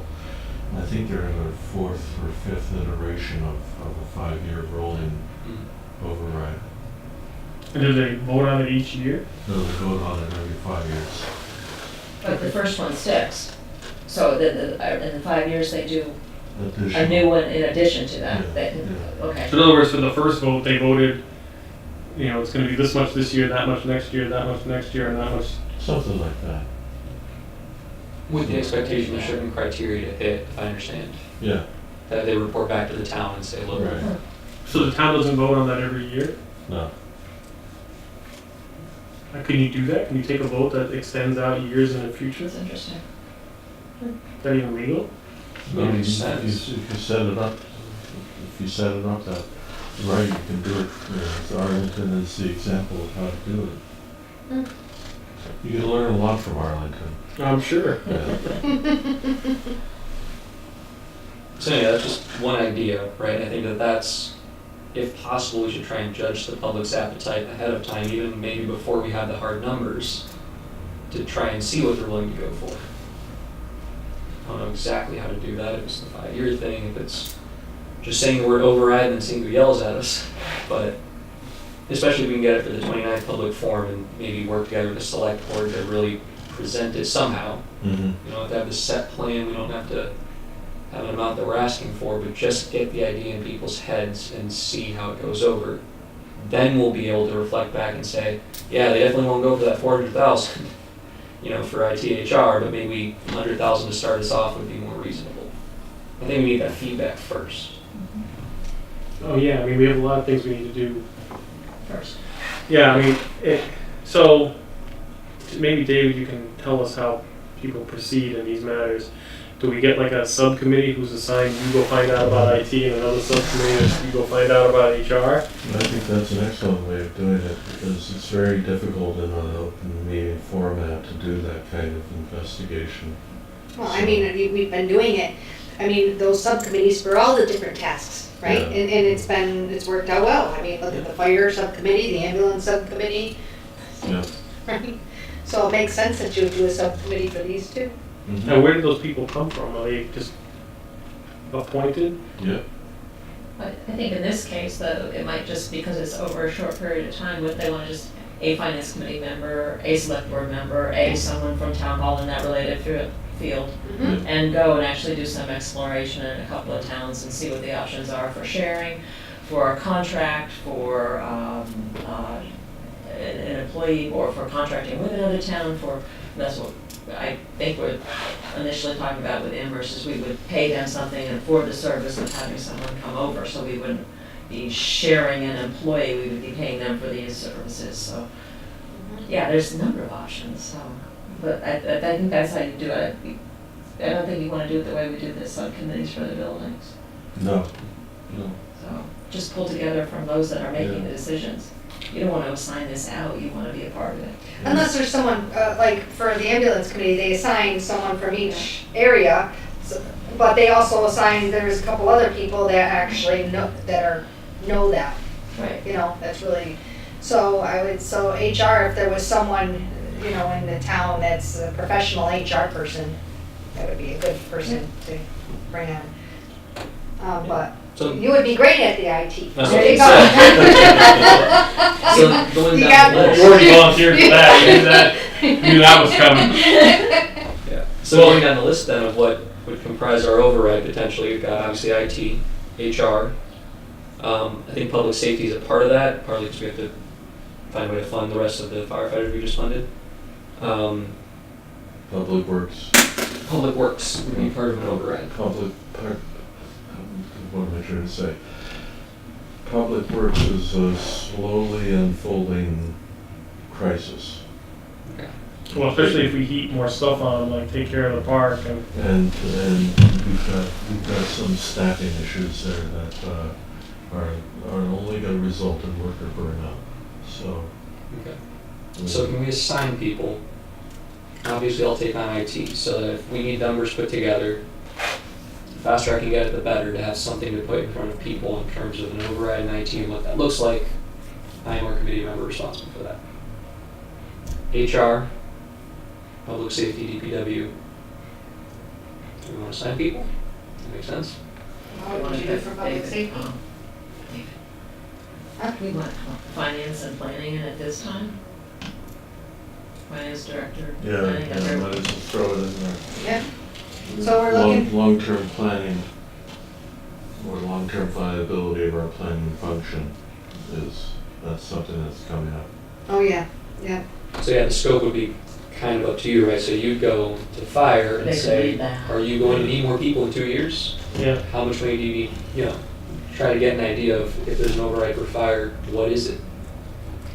Wait, Yeah. can we just hit back on this planning thing for a second? So Sure. What's the concern there? The concern there is that you have a 5 members planning board. They consist entirely of volunteers, selected volunteers. They have no staff. They rely very heavily upon the Pioneer Valley Planning Commission to do work for them. At some point, these gents are going to be retiring. They're going to find other things to do. So what does that look like? So should we have, is there such a thing? We don't have a farm team. We don't have any staff who do planning. We don't have the kinds of office setup that you need in order to have planners. Do towns have professional planners? Amherst does. They've got 4 still. So maybe that's, I think that the planning part, of it, because they do use PC, the right one, that function is taken care of, but what the volunteers, what the planning board is doing, is they're conducting the hearings, they're providing the advice, and they are rendering opinions, and writing up basically, writing up the decisions. And a significant amount of that work can't be contracted out, right? It has to really. Well, you have be- to actually attend the hearing. It's like being writing the judge's opinion, and they have to be there, they ask the questions, they review the plans, they review the bylaws, they They would have to, could it be, I don't know, that's just why we need, Terry's volunteering for we these. need one of them to be on that planning committee. Well, But okay. I'm just- Does she wanna do the DPW too? I think See what that's, she says. I think that's What did you volunteer for just now? HR. HR. I would like to actually learn more about the DPWs. I would like to be involved in that. I think we'd be good at it. Mhm. A lot of sites. Okay, Finance. Anybody feels don't know about looking into a finance director and our financial management? And it's my weakest link. I can There work it on is. Linda. That's yours, yeah. What about Valerie? Oh, yeah. Oh. Planning? That's a tough one. Well, I want to go back to the discussion. There was a time ago that the already finance on my committee TV. asked me to do an RFP for financial director services. And we went through that whole process, we actually got bids back and the prices were too high. Yeah, Lucian's will type up. I don't know if you were on the planning, Okay. at the finance committee at that point, but I remember that very clearly. Oh, I wasn't in the committee, but something, Something yeah, I never finance. went anywhere. Oh. I never went anywhere. So I want to go back to You the said professional HR. planning. No, Terry. Instead of having That's a planning board that actually does all the work, you kind of want to have a planning board that's advisory and actually have paid people who do the day-to-day work. Public safety. well, sounds good to me. Well, there's all sorts of economic development strategies that are tied up with your planning board. And, you know, there are a lot of things that we could do to be helping people create business opportunities, generate revenue for the town, reduce unemployment, increase the range of the employment opportunities. You know, you go to Hopkins Academy, you get your education there, go to a 4-year institution, you're not gonna come back and run the cash register at Target. Hope not. Yeah, I hope not. I mean, but do we have the range of education, of employment opportunities that young college graduates returning to their home community would want? A planning board that works on economic development issues would be addressing that kind of community cohesion, long-term viability stuff. Well, Oh. and you know, with that, those people would need a place to live. And as the way I see properties in Hadley, it's very difficult for a young couple starting out to buy a house in Hadley. Yeah. Yeah, there's housing, there's conservation, there's, you know, kind of falls under planning, really. So Amazon is, you know, fishing around for a second You headquarters. want to try and get Amazon in Yeah, Hadley. that's all it takes to make, right? As I drive down 91 and to work, I think, wouldn't it be great if we, you know, do the David and Goliath thing? But, you know, that's just a pipe dream. Well, what if we had some other kind of opportunity that was not Amazon size, but would be a significant employer, like a research and development facility for the University of Massachusetts. They've got the 5 campuses of UMass, and the flagship campus does not have an R&D facility. What do you mean they don't have an R&D? They don't have an R&D facility. In what subject matter? They have lots of laboratories. They have lots of laboratories on campus, but what about the spin-off? Oh, you mean like an incubator site for small companies? There you go. Yeah, Why does the flagship campus not have one of those? There's a lot of reasons behind that one. I understand, I've been exploring that one for a while, but But it's on Amherst's agenda right now too, is that exact question, how they can solve that with UMass, so there's potential there for Hadley. we're not. Well, we're we have not- more space than We're not Amherst even does. in the game because we don't have a planning department that is staffed with professional planners who sit down and think about economic development and using our leverages, playing to our strengths all day long.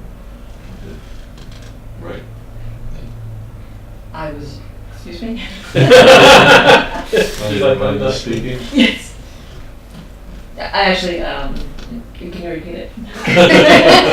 We need more planners. I was getting a text. Yeah. Since you're talking about planning board, I'm receiving planning board texts. Okay. That's the problem here. Yes, saying the entire planning board went to a regional roundtable in Amherst, affordable housing roundtable in Amherst last night. Yeah, So, like I said, we're a small town, we punch well above our weight, but there's Right. more that we can do. Yeah, Well, and I mean, not taking advantage of an institution the size of UMass is nutso.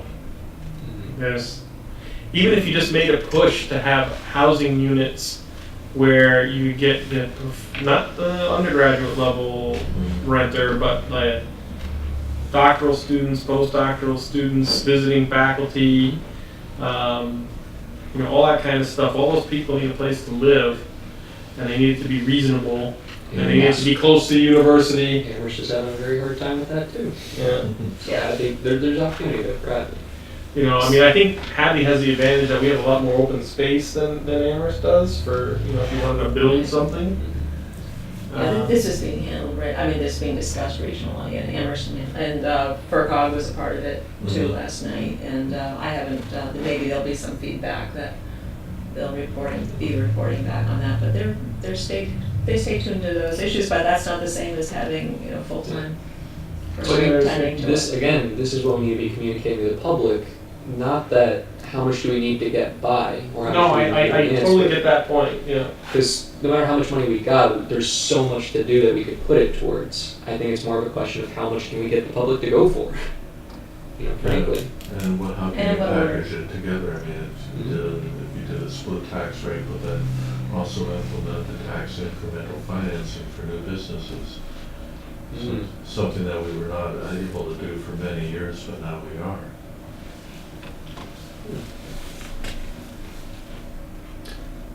So going down the list on planning, who wants to be the liaison, as it were? I'm happy to volunteer. I think we're all, by the end of this, going to maybe have 2 each.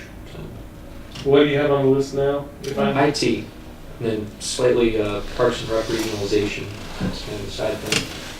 For you? Yeah. And for me, you have Public Works, DPW, yep. And Terry has HR right now. I think Amy, you had finance. Mhm. So what we have left is public safety, which I think is mostly fire right now. I don't think police needs to be addressed immediately, because we just kind of got done with enhancing them. Yeah, I need to check in with the chief of police on that one. Well, maybe you should. I can do that because I'm doing the ambulance. Okay, so public I'm safety. missing some there. I have a meeting this Monday on that. So there's public Because safety. and- Valerie kind of wants to be in on some of this too, maybe, but then again, with her, I don't Schedule. want to, with her schedule, I'd hate to add any, I mean, Yeah. I think she could come to any of them. Oh yeah, Valerie, if you're watching, you can take any of these from any of us. But But- it's want to commit her before she can, Right. commit herself. And we already have assignments to, like, school committee, Yeah. School committee, capital schools. planning. Right. Yeah. So, So I think that's a good start. So a couple other big ticket items as we're looking to 19. At some point we do need to talk about the plan B, right? So if we still need a balanced budget, if no override passes, there's still 6 months of firefighters that we need to fund somehow. And that will be when the numbers come in and we have revenues and the budgets that, it's on the list, but I don't think it's like right now we have to. well, that's why we need the big, for that Plan B business, we need the book. Right. Mhm. And I think we need the results of whatever this retreat is going to provide, because if we're not all on the same page, it's going to be very difficult. Yeah, or override or maybe. Or anything. Anything. I felt like a lot of the efforts that were put in last year were just waste of time. Another big thing on the list, so capital planning. I brought this up to the capital planning committee, but I think there's a real need for long-range capital planning, whether it comes to, so the two big categories would be, buildings. Obviously, we just had a bunch of buildings that went through and had enough conversations about that.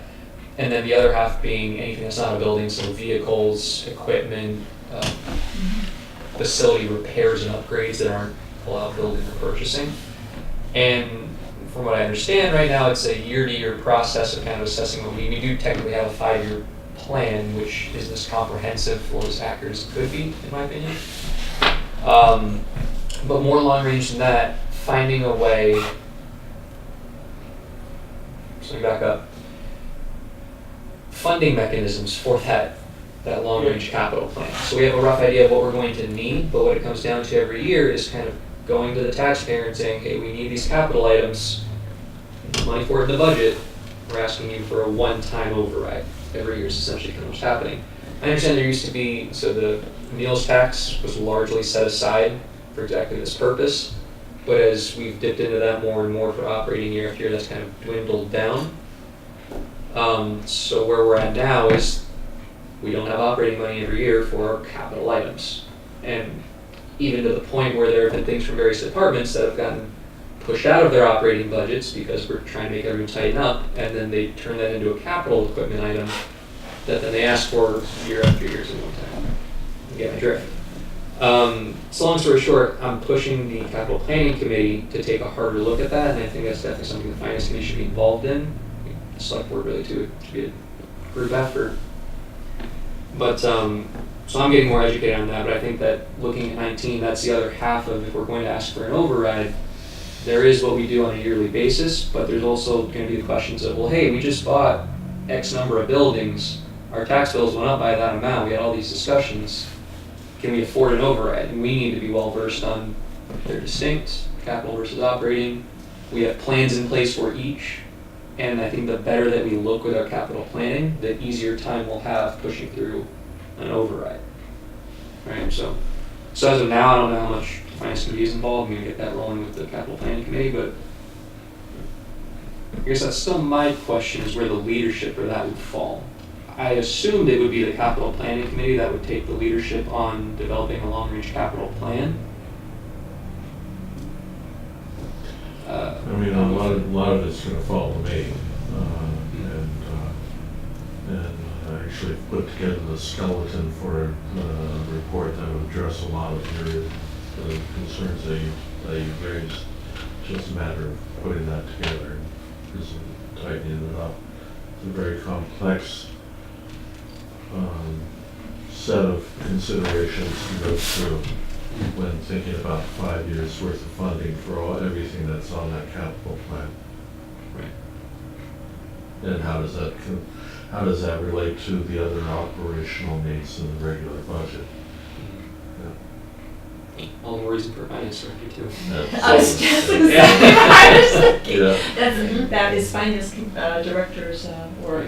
So, I assume you're going to, you have bunches of notes there.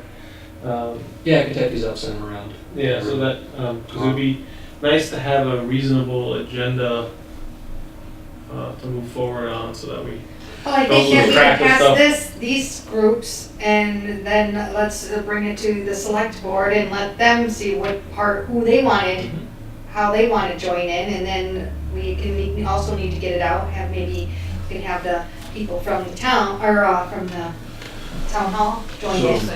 So a couple of things. I would find it enormously helpful if you and Terry Okay, could send me what you want on the agenda. okay, What I've been doing is getting in touch with you with what I think you guys need on your agenda. And I think that would serve us well when things were kind of constrained by preparing for the town meetings, but now things are way open-ended here. sure, And I think having your voice reflected more accurately in the agendas, I think it's going to reduce the amount of future frustration. no problem. So, well, I think we also have to Mhm. have focus.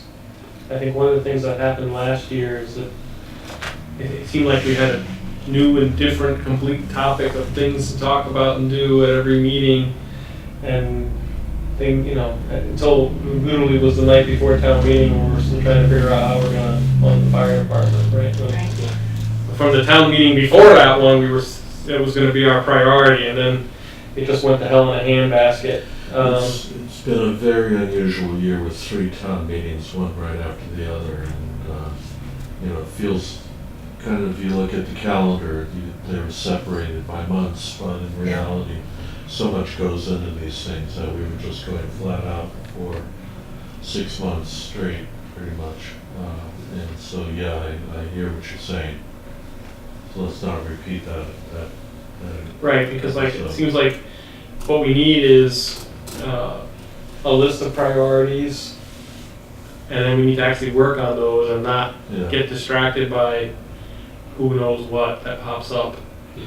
And I think we got that list, and just for the sake of time, push through. I think there's a couple things left. The split tax rate. Yeah. Did we want somebody specifically assigned to learning more about that and being able to report back to our committee? Of one of us. Yeah, I think that needs to be someone who has some sort of expertise. Expertise. Well, I mean, what I know about taxes is the horror show that my wife shows me before I have to pay them. And that's it. Well, it would be working with maybe someone from the select board and obviously working with David to more gather information to I bring mean, back. we had Sandy Pooler come and talk to us about it. I would start with Dan Zadonik downstairs. The guy knows a lot. He's done this for a long time.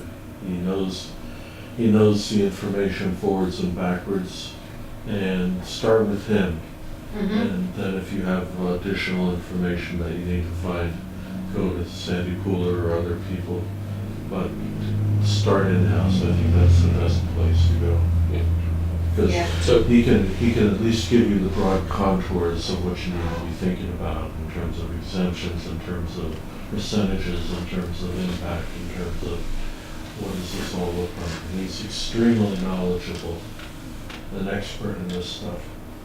So Yeah. who would start with it? I guess that's my Well, question. I'm almost thinking that, I don't know, maybe that's something, I mean, are you thinking about us going to different towns and seeing how it is, or, I mean, or I'm thinking if he came here, we just have a focus and that's a big focus Well, we for just one of had our him here, meetings. so- I know, but That's an that, idea. Bring him here. yes. Well, he's just been here like a few I know, weeks but- ago. Oh, yeah. I know, but we would do it, not necessarily right away, but one more time, is to really talk to him and all of us ask the questions. to Yeah, him. then nitty gritty, actually put some numbers together. Or maybe he can give us more information, that questions that we can't even think about asking, It might be better if a subgroup went to him, because you're asking a lot of him to come out here again, I think. If a subgroup, 2 or 3 people went out to see him with an actual list of bona fide questions. Because when he was here, we kind of just let him talk because we were so green that we didn't even have a question. Right. Yeah. Depends on the timing, why don't you ask him, because he's here some evenings for assessors meetings. If they meet at 6, so coming up at 7 might not be. Oh, he comes here regularly? For assessors meetings.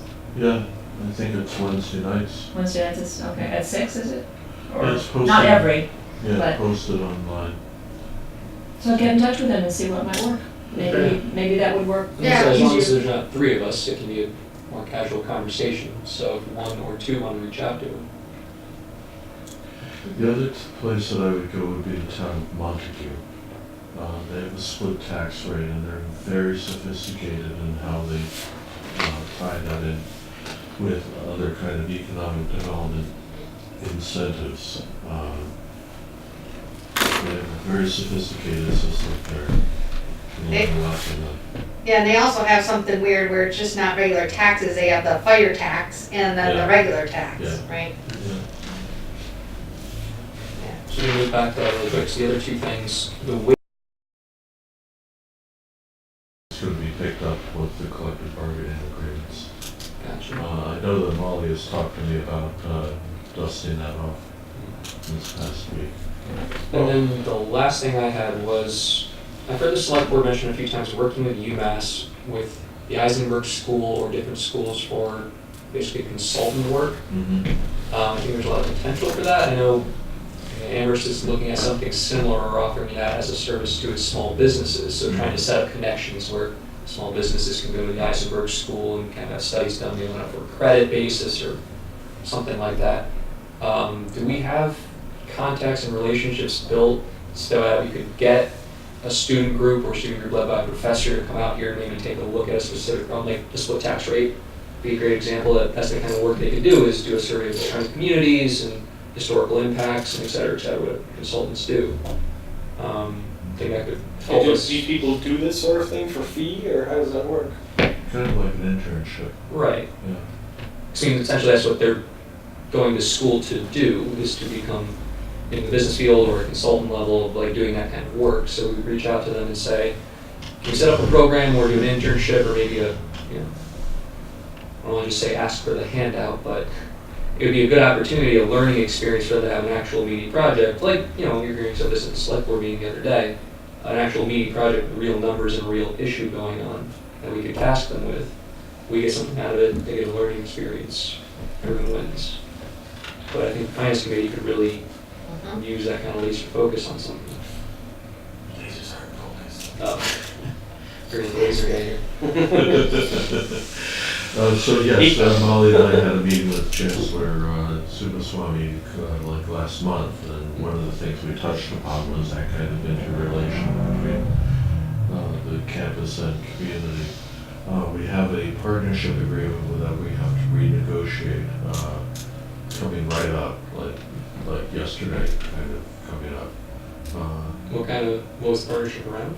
Partnership between Hadley and UMass in terms of public safety issues having to do with the Mullins Center and McGurk Stadium, and having to do with internship programs and community impact of the university.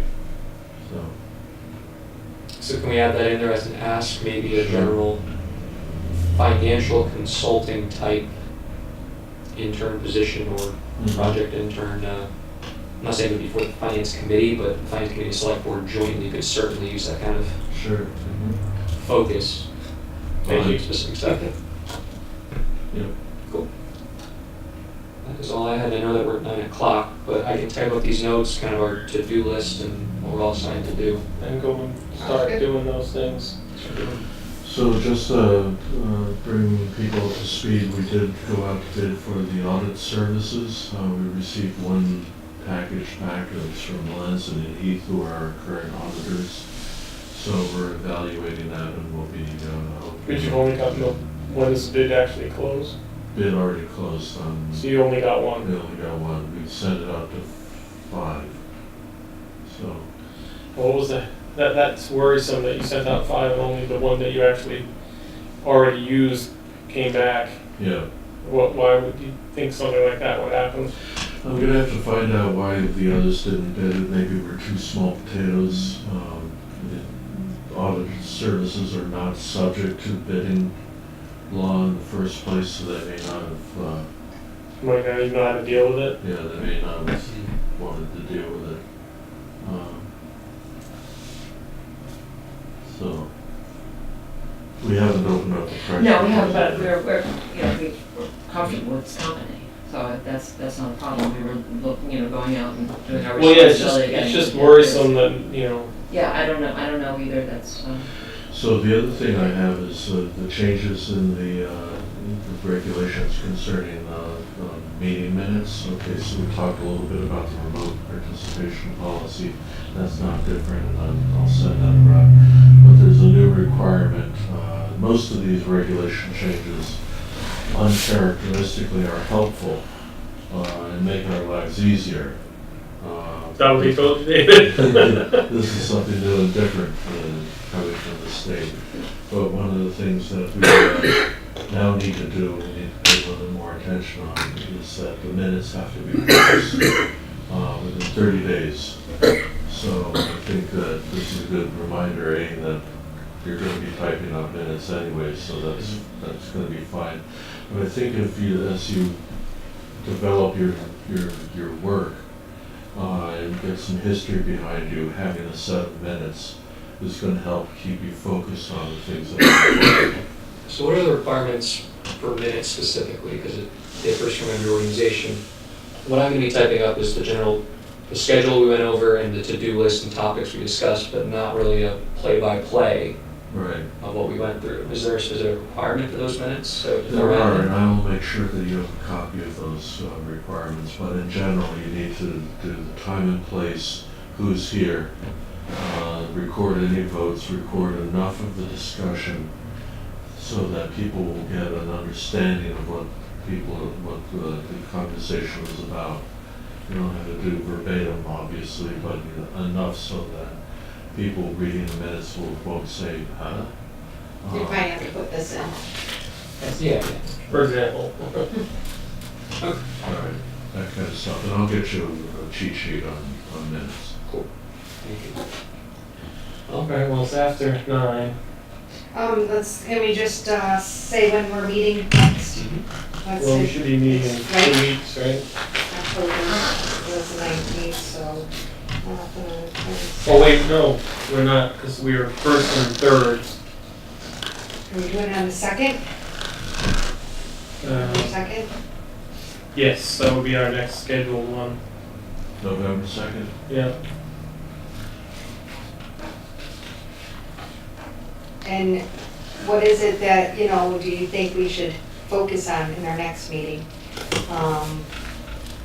The list here are committees, probably, and, I guess, do you want to focus on maybe revenue or I think the all boards meeting that's coming up in the the all 8th. boards meeting? So it's still unclear on the structure of that. I mean, I know generally it's to get us all on the same page and et cetera, but I still don't know how much the select board really needs it versus is looking for feedback. Same discussion as the public forum, I don't really know Okay. the Well, dynamic. I know what I would do, but not the select board, so. Right. So I was about to say too. so I'd like to push forward on, the next week you guys are gonna have a meeting about Yeah. the retreat, and I think we should push forward on that really quickly, because before we make a ton of plans, I wanna make sure that things are working where they should. Okay. David, do you know when, are we doing a tri-board meeting? I was not clear on that conversation last night. It doesn't sound like there's a tri-board coming up. Okay. It's one of the reality checks I want to do with Holly. I just didn't hear that in the I mean, is there actual, it seems like there's not really need for tri-board in my mind. I mean, school committee almost never goes, or if they do go, they send one member. It's always nice to communicate. It's always nice to remind each other that we're all one big happy town. You think? So by at least. Well, in some cases, some of this, it would be nice to talk to school a little bit when we're talking about IT, since they do so much. Another thing is we can talk about school to the school. I mean, this, besides for just their budget, we could be talking to them about, how they get the message out. Yeah. Maybe they can do a special message out. We can ask, like, besides the messaging, they could do a blast. The school can, to all their emails. The senior center can. Everybody's got these groups, the library, they got a nice, big, long list of emails. And Maybe they want that got- someone on your committee, on the HR committee and on the IT committee. And maybe they've got something that they want to raise. And, they don't have to be the recipients entirely of the Yeah. information. They may have some, that finance committee, they're generally good people, but God, that one thing bugs the hell out of me. Whatever. Yeah. Making it up. So I think we should continue with by-board meetings really as soon as possible. And I think, at least in terms of how we see ourselves, or there's an idea of having it as a distinct meeting, not as a select board meeting that happens to include finance. So I think with the work that we're doing now, we can really kind of have it more on equal footing, for lack of a better way to put it. For example, I go to Amherst and talk about regionalization with IT and Parks and Rec. That's going to need select board buy-in. That's going to be a conversation we need to be having with them. That said, we're taking the leadership on that. I think we have a joint meeting rather than a sit in on theirs. That's what I'd like to see at least. I second that. Well, let's see how next week goes. You'll tell us. Why, what's next? Oh, next Wednesday when you have the We're having a meeting. party. Oh, with Molly. Yeah, we're having a party. That's Everyone's here. invited. That's here in your office, right, David? That's right. Okay. All right. Okay, so anything else? I think that's. Then we say meeting adjourned. Motion to adjourn. Second. All in favor? Aye. And I'll make sure that you have plenty of